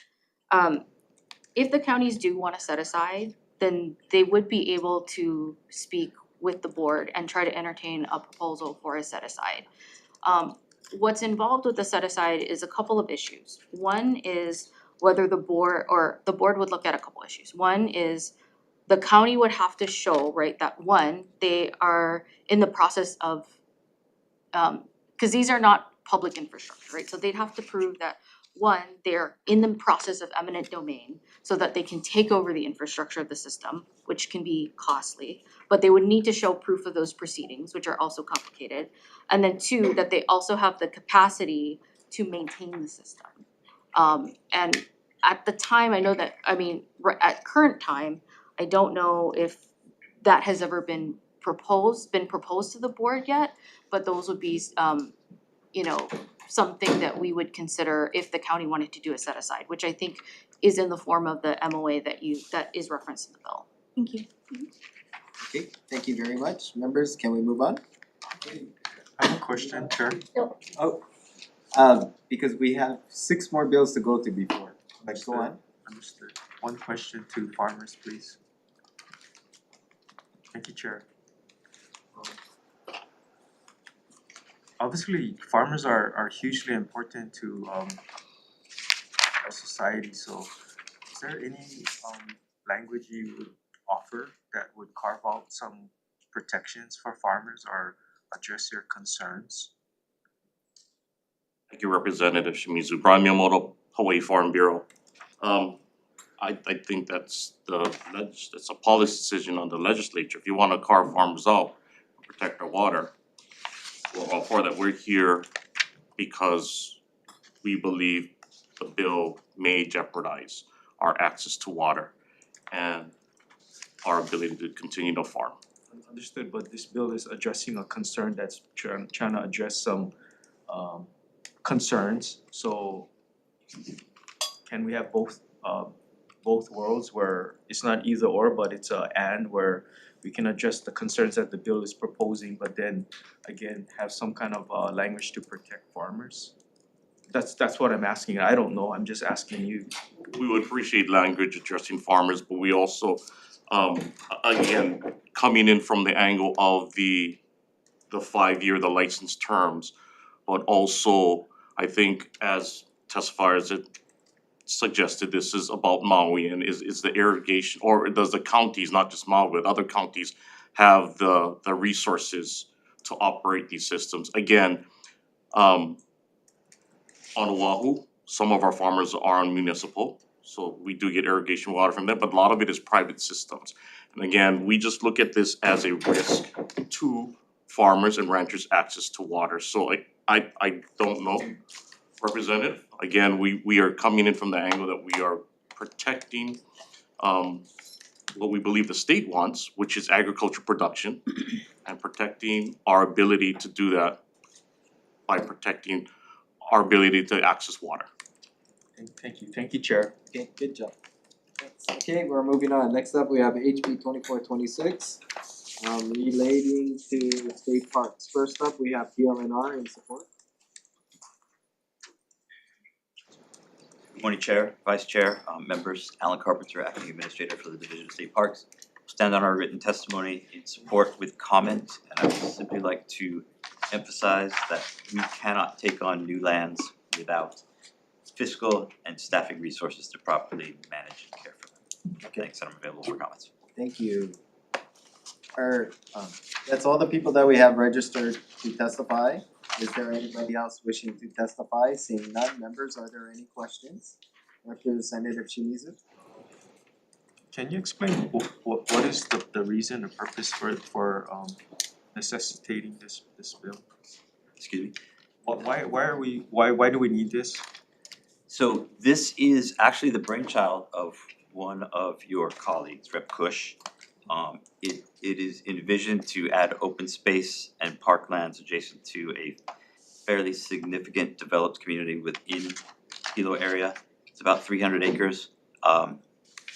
It's largely to protect it from development, but also to protect resources. It does have, I have visited very briefly. It does have park values. It has the headwaters, spring-fed headwaters of a tributary of Wailuku River, which is a really nice story to tell and protect as archaeological and cultural site resources. It also has potential benefits for the community for emergency access, recreation, walking trails, things like that. That's the vision. It's very preliminary, but that's it in a nutshell. Thank you, Chair.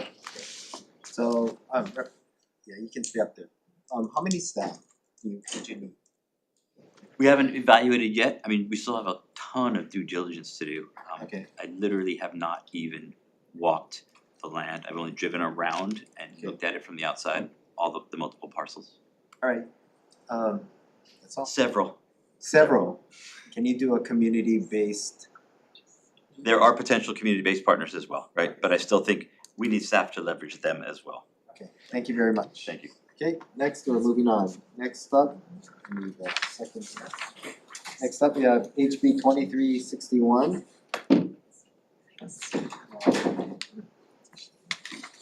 First up, we have DLNR. Aloha Chair, Vice Chair, members of the committee, Brian Nielsen, Administrator for Division of Aquatic Resources. We stand on our written testimony in support of this bill. I serve as the current chair of the Kaneohe Bay Regional Council. I don't take it personal that there's been a repeated request to have a rotating chairperson. And I think this would allow the community council members to take more of a leadership role, add diversity onto the council. We are still prepared to provide administrative support for the council as well, so support, thank you. You live in Kaneohe? I do not, which is maybe another reason why they wanna rotate. Next up, we have Ko'olau Foundation in support.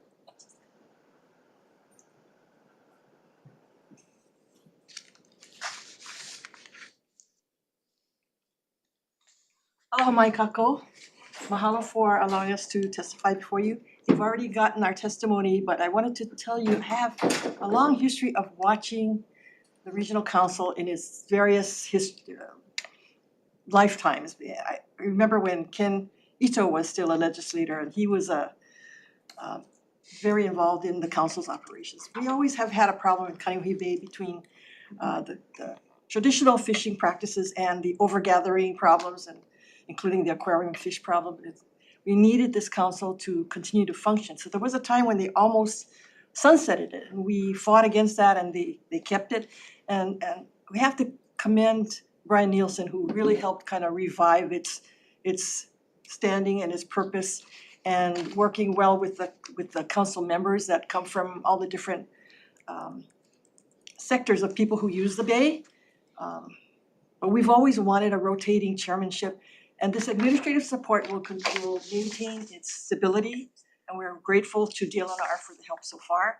But I think there's some good members on the committee, on the council, and I think whoever it's rotated to has to be accepted by that person. That person has to be willing to take on the leadership role, and I think it's an opportunity to teach more of these community representatives to be good leaders. And Brian will be a good real role model for that. So thank you for allowing us to testify on that. Thank you very much. Next, we have Ko'olau Poko, Antiraki. In support. Do you live in Kaneohe? Aloha mai kako, for the record again, the Aloha Rocky Kalohiva, Kalapoka Hawaiian City Club. But first I would like to say e kalamai. I apologize to you, Chair, and the board, especially to you, Representative Poi Poi, for my outburst. I normally don't want to do that and air out dirty laundry anywhere in public, especially throwing another Hawaiian under the bus. For that, I apologize to you. We're in full support of what Brian has suggested. He has done a really, really good job. I'm not on the committee, I'm not on that board, but I go to all of the neighborhood board meetings. I just recently got off the neighborhood board, got to pass the baton on, but also teach the other ones. But when it was first written, this Kaneohe Bay Regional Council, it wasn't a rotation basis. Depending, like the neighborhood boards, if you wanted to accept the chair position, you take it. So I think it should go back that way, but I gotta commend the Department of Land and Natural Resources for all the work, especially Brian, he put it together again. But I think they should continue with the administrative support, like sending out agendas, you need to do that kind of stuff and set up the virtual meetings and stuff. But I think you should pass this and all support each other, working together in the community.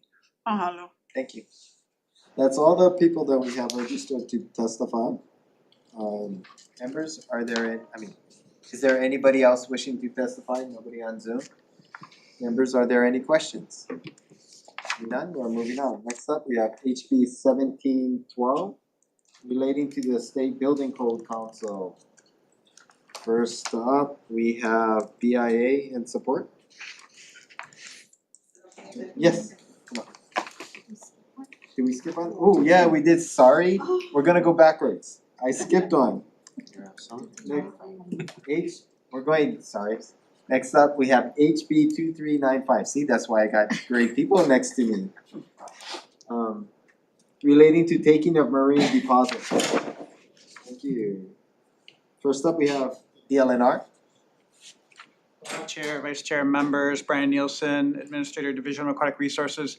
We stand on our written testimony in support.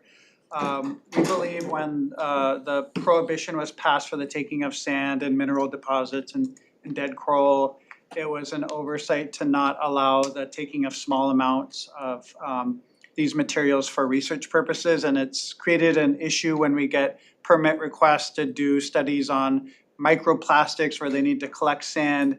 We're not legally allowed to issue a permit to collect small portions of these materials. So we just want to clarify in the law so that we can permit this type of research from occurring. So mahalo. Okay, thank you.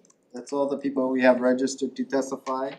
Members, are there any questions? Seeing none, we're moving back to. A question, Chair. Okay. So, you know, when it's permitted, as far as the extraction, does the staff oversee that? So currently we issue permits for the collection of biological organisms, so fish or invertebrates, coral. So we have a whole permitting process set up for that. So it'd be the same permitting process for collecting of mineral deposits and sand. So the question was, does the staff have to visibly observe that, or is it up to them? No, we have terms and conditions, but we don't we don't observe the collection, but we do have terms that the permittee would need to follow. Okay, thank you, Chair. Okay, thank you very much. Next, we're moving back to HB 1712 relating to the State Building Code Council. First up, we have, now you can go, BIA. Yeah, no. We better hurry up before we move to the next bill. Okay, I'll run. Good morning, Chair, Vice Chair, and Committee. Thank you so much. I'm Roseanne Freitas with the Building Industry Association of Hawaii, and we stand in strong support of this bill. And really, just to reiterate, this is, when we do building codes, we need the experts, right, who understand all that technical information. Currently, GCA and BIA alternate their seats. GCA's mission, and most of their members represent the commercial sector. So that's your public works, your military, your larger infrastructure. Whereas the Building Industry Association represents the residential builders. So those are the homes.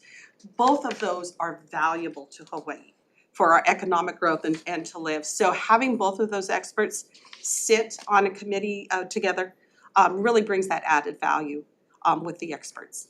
And thank you so much for listening. Okay, thank you. Next, we have plumbers and fitters, local 675. Morning, Chair, Vice Chair, members. We submitted written testimony. We stand on our testimony in opposition. However, you know, we recognize the importance of having organizations like the GCA and BIA as a part of the Building Code Council. However, our concern is that as it currently sits, and we've been trying to work on this for years, we'd like to have a more balanced representation from all stakeholders across the industry. Similar to the medical board that licenses practicing physicians, our organization licenses practicing practitioners of plumbing systems, similar to IBEW who does that for electricians. Our state law requires licensed electricians and plumbers to install and perform work on all plumbing and electrical systems because of the protection of public health, safety, and welfare. And we feel that currently Nothing, no disrespect to the organizations that are currently on the State Building Code Council. We've been very active when the Code Council was still active in doing administering Chapter 107. But we never had a formal voice, and we asked for it. This bill only makes what our concerns were previous actually worse, because it actually bifurcates the two organizations, and it creates, similar to the AIA testimony, it creates in our opinion, a very unbalanced discussion. In contrast to some of the testimony in support of this, we don't believe it creates balance, it actually creates more of an imbalance from a cross-section of the stakeholders. So we're asking for consideration, if this bill moves forward, that we'd like to amend to include the representation of the plumbers union as well as the electrical union to represent the actual licensed practitioners that put in the work as far as it relates to the plumbing code and the electrical code. I did consult with the electricians, and although they're not here to testify, they are in agreement with our testimony. And just to explain a little bit more of why the plumbing code, electrical code, and why this whole discussion, the codes actually interrelate. So it's referenced in the building code, it's referenced in the international residential code. It affects our industry and how our plumbing systems and our electrical systems are installed and the work is performed, which directly impacts public health, safety, and welfare. That's our primary objective. It's in our mission. It's in the scope of our plumbing code and electrical code. First and foremost, to protect public health, safety, and welfare. We're all about cost and expedience, but not at the expense of public health, safety, and welfare. I think in AIA's testimony, they Chief, can you sum it up? yes, I will, Chair. I appreciate, this is a very important issue for us. So I appreciate the opportunity to come and testify, and we hope that you can consider our amendments and include our organizations as well. That's all the people that we have registered to testify. Is there anybody else wishing to testify? Seeing none, members, are there any questions? Representative Iwamoto? Thank you, Chair, for I think BIA, is that who testified earlier? So given what the plumbers and would you support that amendment? Yes, it makes sense. We want the experts at the table, and plumbing and electrical are part of that. So we're all about safety in homes, and I think most definitely we can agree on that. So having experts at the table makes the most sense, because they can answer. I mean, building a home takes a lot. Anybody who's ever worked in that industry, there are so many layers, and you need all of those eyes really to make that decision. Thank you. Representative Shimizu? Thank you, Chair. Plumbers, I totally understand what you're saying, but short of that, by adding GCA and BIA at the same time, do you feel that those organizations properly communicate and advocate your concerns, or do you feel like they shut you off? No, I don't think, I mean, like I said in my testimony, I totally support what they do. They service their membership well, and they have maybe a perspective that differs from ours in some areas, and we agree on a lot of things, but there's some areas where we might differ. And I think it's important, if we're gonna have a body that is gonna speak to the code, the building codes and the plumbing codes, electrical codes that really provide resiliency. I mean, we're coming off of some pretty major disasters. We're looking at creating resilient dwellings, resilient structures. And we just wanna have that balanced discussion to be able to discuss our differing perspectives when those issues come up, and come to some kind of reasonable, resolution if it's possible. But we wanna be able to have that discussion in public, and we support all the work that they do.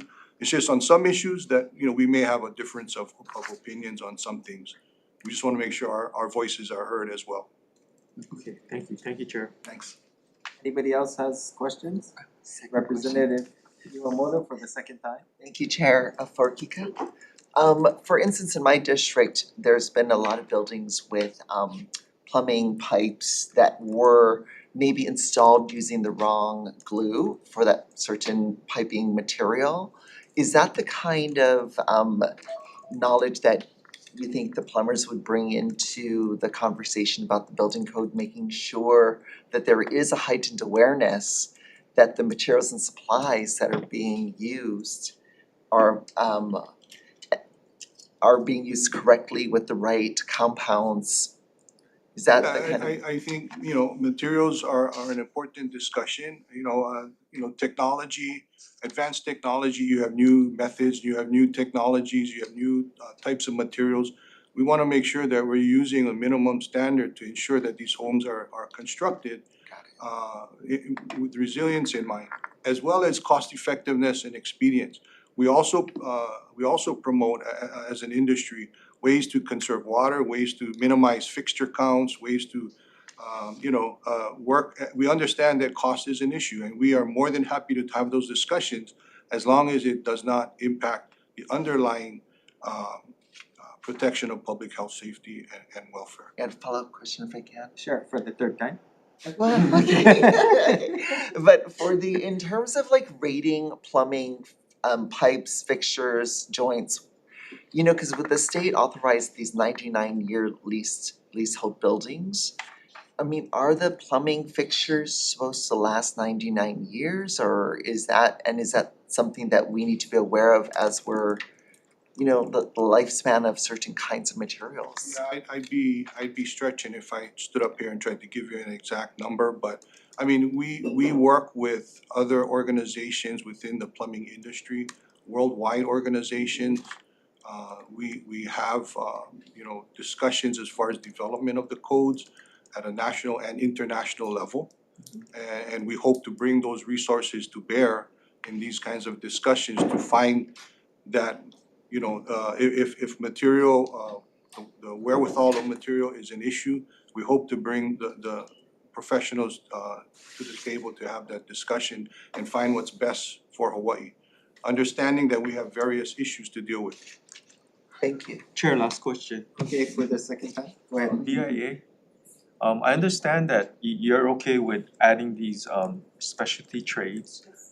If we were to do that and we increase the board from 12 to, a larger number, do you have concerns with the size being too big or the functionality of that board? No, I don't. And part of that reason is to really make the best decision for the codes, for how Hawaii moves forward, you have to have all the experts at the table. And he's most definitely right when we talk about plumbing and electrical, they vary. And of course, technology changes too, right, as we learn more things. So I think you can never hurt to have an expert from each of those specialties at that table, Okay. especially electrical and plumbing, they're huge. Very much. Thank you, Chair. Okay, thank you. Members, any other questions? Seeing none, we're moving on. No, we're doing good on time. So we only have 2 more days. Next up, we have HB 2544. First up, we have DLNR in support.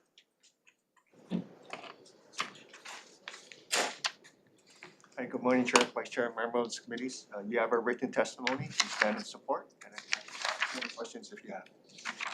Next up, we have HGA in opposition. Okay. Good morning, Chair, Vice Chair, members. Nui Sebas for HGA. We'll stand on our written testimony in opposition. I do just want to note that our opposition is limited to page 6, lines 1 and 2, which authorizes the special fund to be used for qualified limited contractors. Thank you. Okay. Thank you. Alright. That's all the people that we have registered to testify. Members, are there any questions? Representative Iwamoto? Thank you, Chair. This is for the Bureau of Conveniences. So given HGA's opposition to that specific section, can you elaborate a little bit more about So I guess their concerns about using qualified contractors if we don't have people available. So part of certification or working with the documents, we need assistant registrars. And we actually had 6 positions and 2 positions are filled. We had 4 people who actually retired or left the agency after many years of service. We got 2 existing assistant registrars who had many years of service, actually close to retirement. So in the absence of finding these qualified people, we have to look outwards if needed. Now, we do have people who actually are working and we're trying to develop them and groom them to take that position.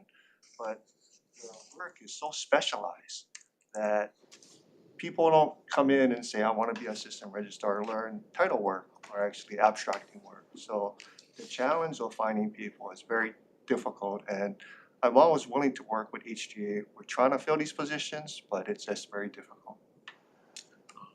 Question, Chair. Right, Representative Shimizu? Do you know how much total annual revenue is expected from this About change? this additional this specific one is about 250,000. Thank you.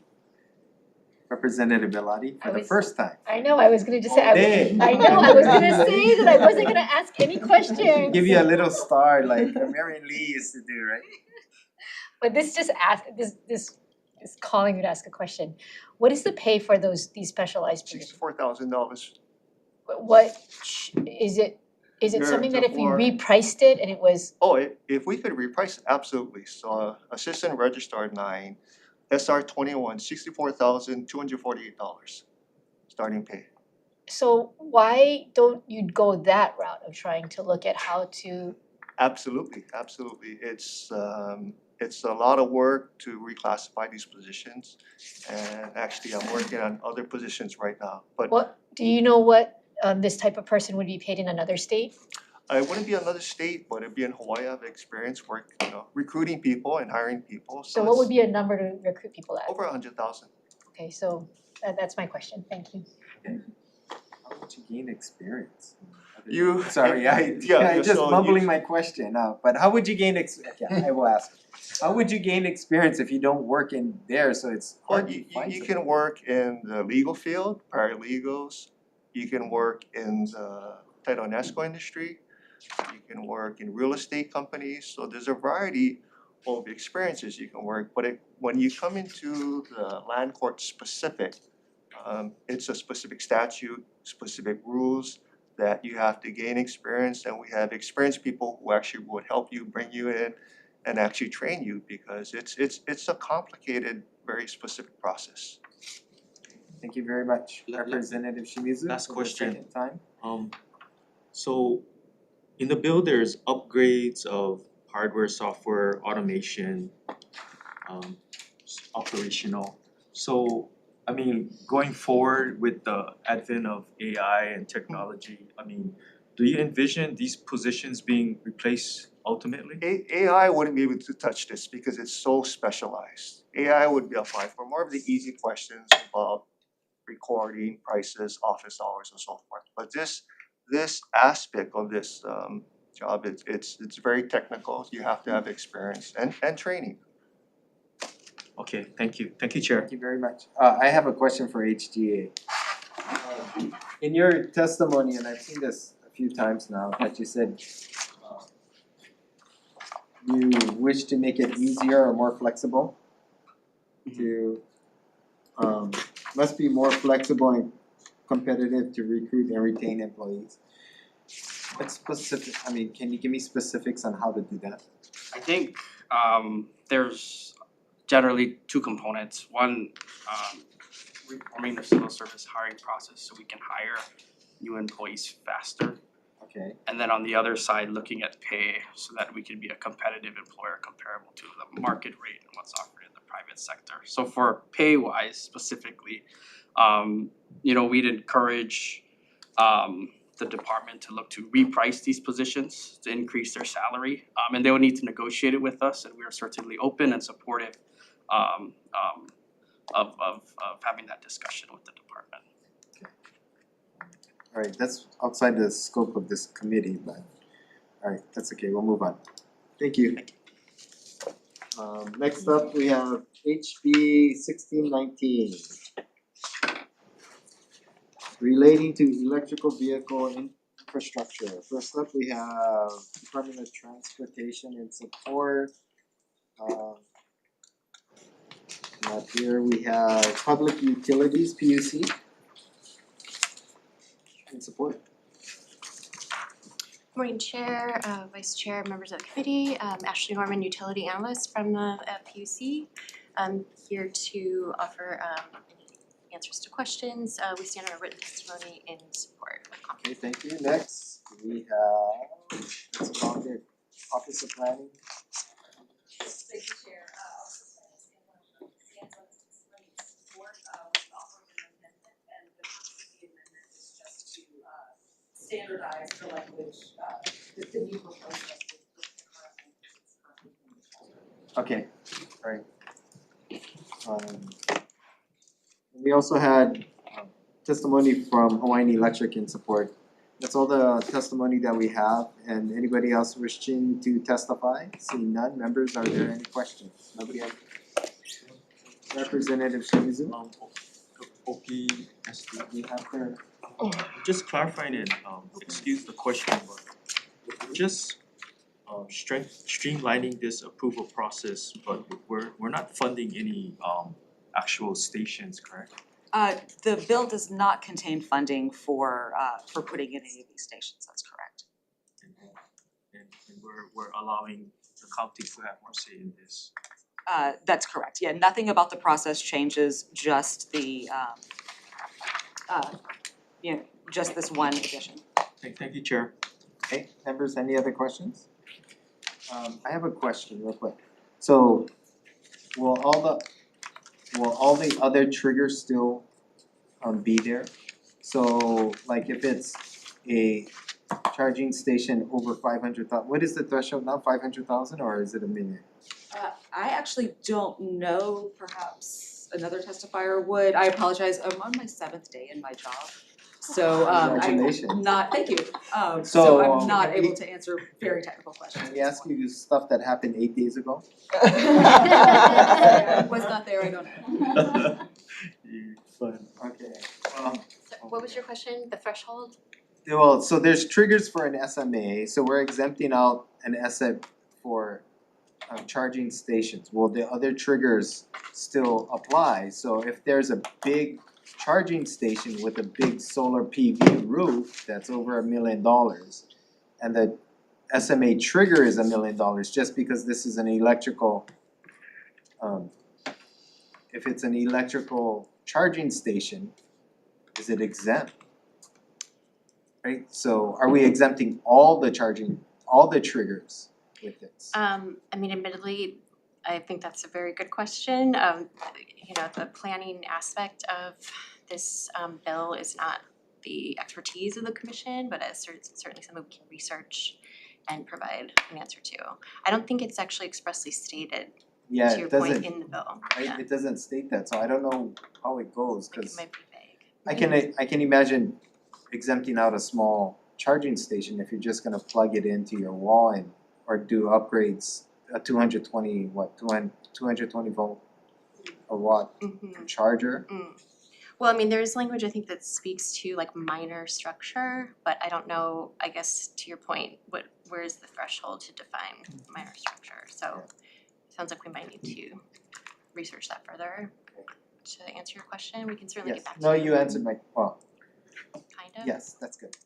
Yeah, and Chair, just to follow up on that, I'm happy to go back to OPSC and discuss further and get that information back. Okay, thank you very much. Thank you.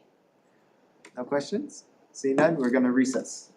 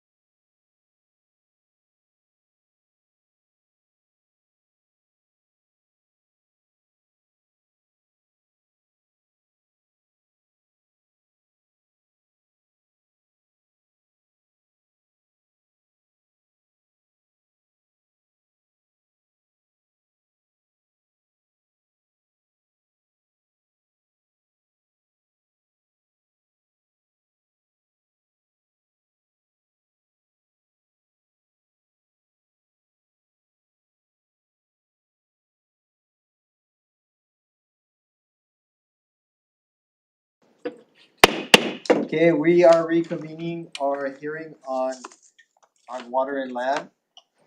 First up, we have HB 1846. Chair's recommendation is to defer this bill. I'm gonna defer this bill and HB 2205.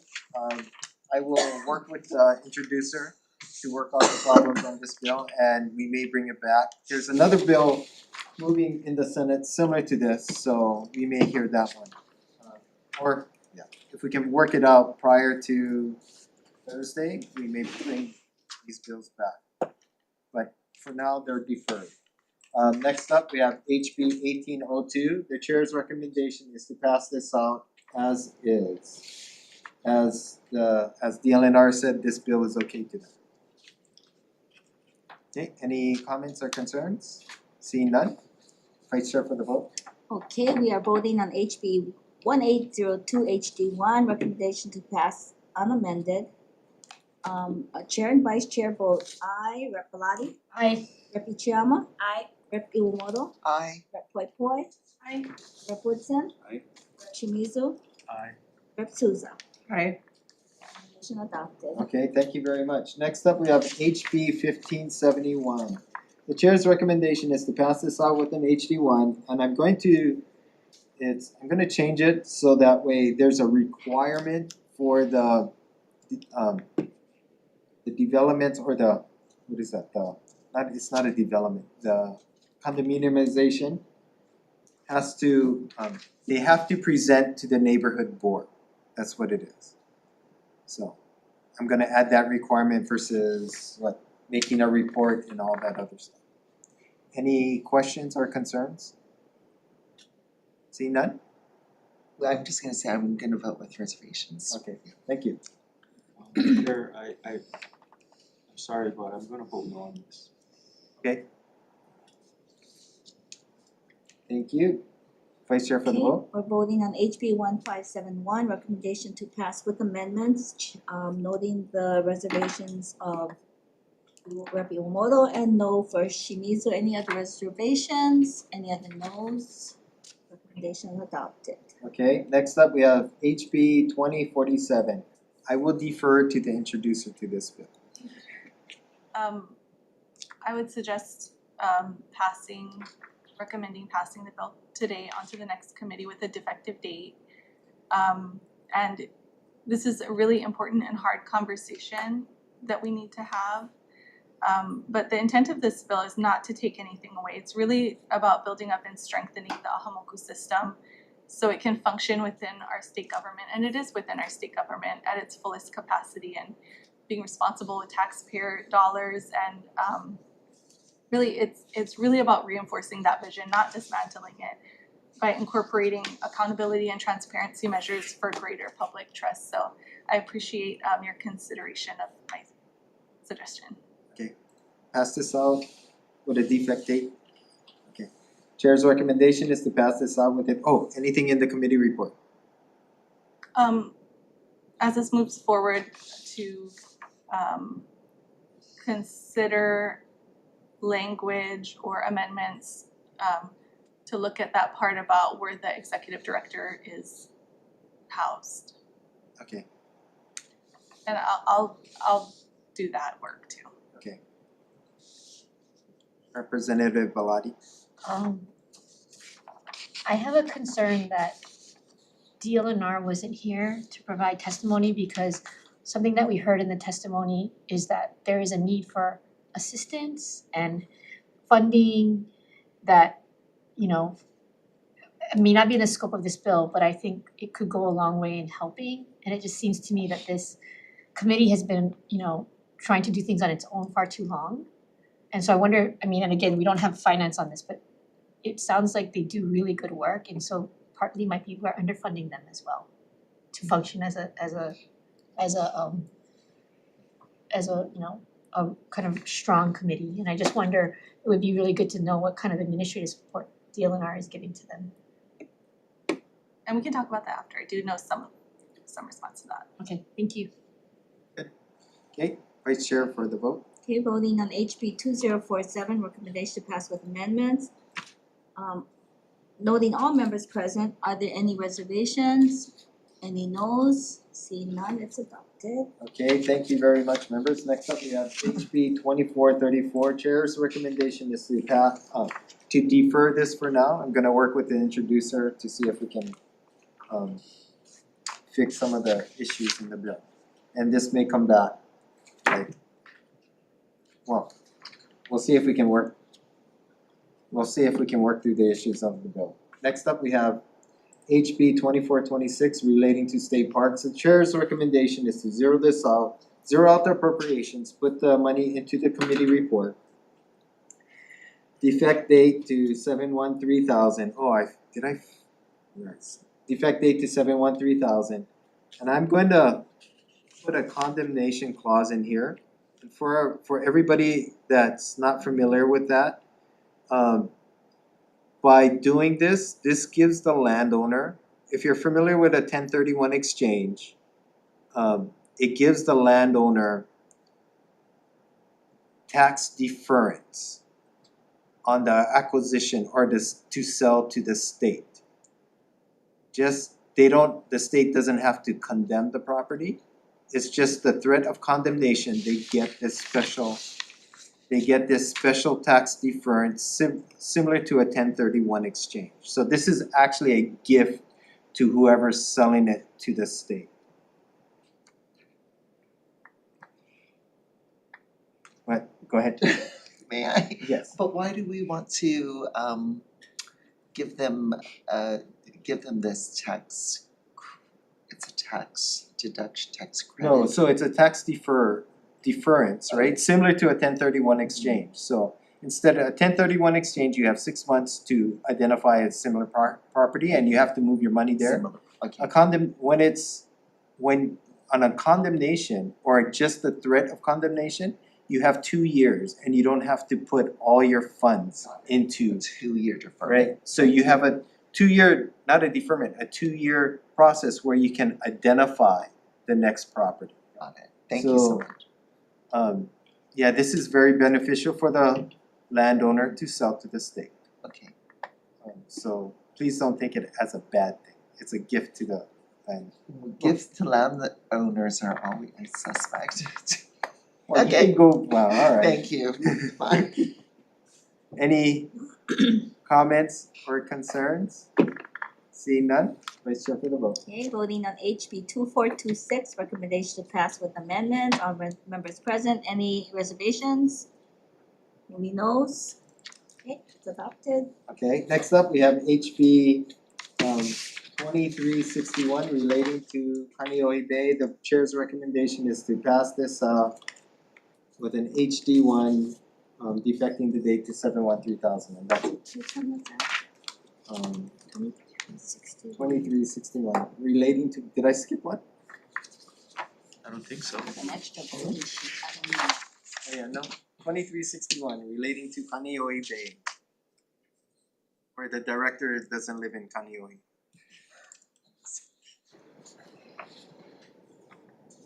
Okay, Okay, 2361. Vice Chair. HD defect date. Okay. And no tech amendments. Ready? Ready? Vice Chair for the vote. Okay, voting on HB 2361, recommendation to pass with amendments. All members present, any reservations, any noes? Recommendation adopted. Okay, next up, we have HB 2395 relating to taking of marine debris. Chair's recommendation is to pass this out unamended. There is no opposition or anything. Comments or concerns? No. Yeah, but it's nobody else. Okay, defect date to 713,000.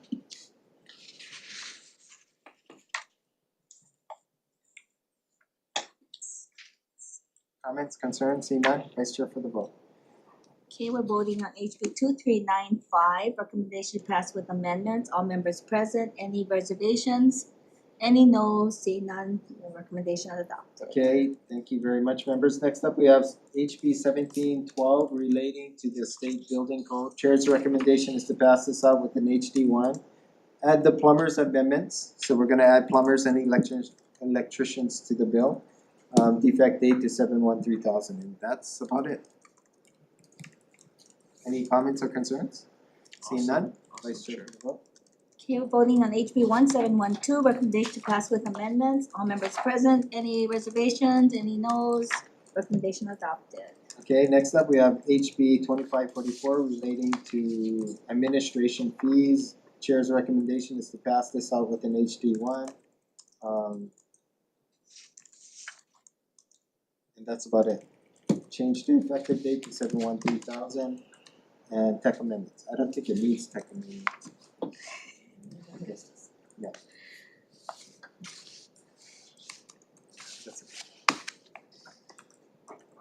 Any comments or concerns? I wonder if Chair would consider adding to the committee report part of that end discussion regarding negotiating for increase, I don't know what the term is, but Increased salaries or repricing, repricing? that they kind of agreed to explore that. Yes, we should put that into the next committee, into the committee report, because it goes to financing. So, but thank you. Any comments or concerns? None? Okay, we're voting on HB 2544, recommendation to pass with amendments. All members present, any reservations? Any noes? Seeing none, your recommendation adopted. Okay, next up we have HB 1619. Chair's recommendation is to pass this. We're gonna take OPSD's amendments, and it already has a defect date, so that's it. Pass with an HD1, taking OPS Office of Planning's amendments. Any comments or concerns? Yes. Sorry, Chair, I just wanna remind you of your concern you raised, which was how the amount that the work trigger. Yeah, the triggers. Okay, we'll Thank you, put Mike. that into the committee report for the next committee to look at. Yeah, it goes to CPC, so it's a good committee. So the next committee to look at if the triggers are still applies to this.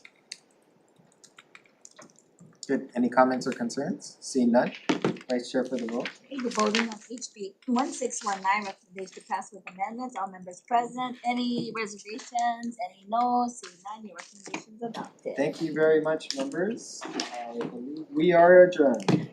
We made it.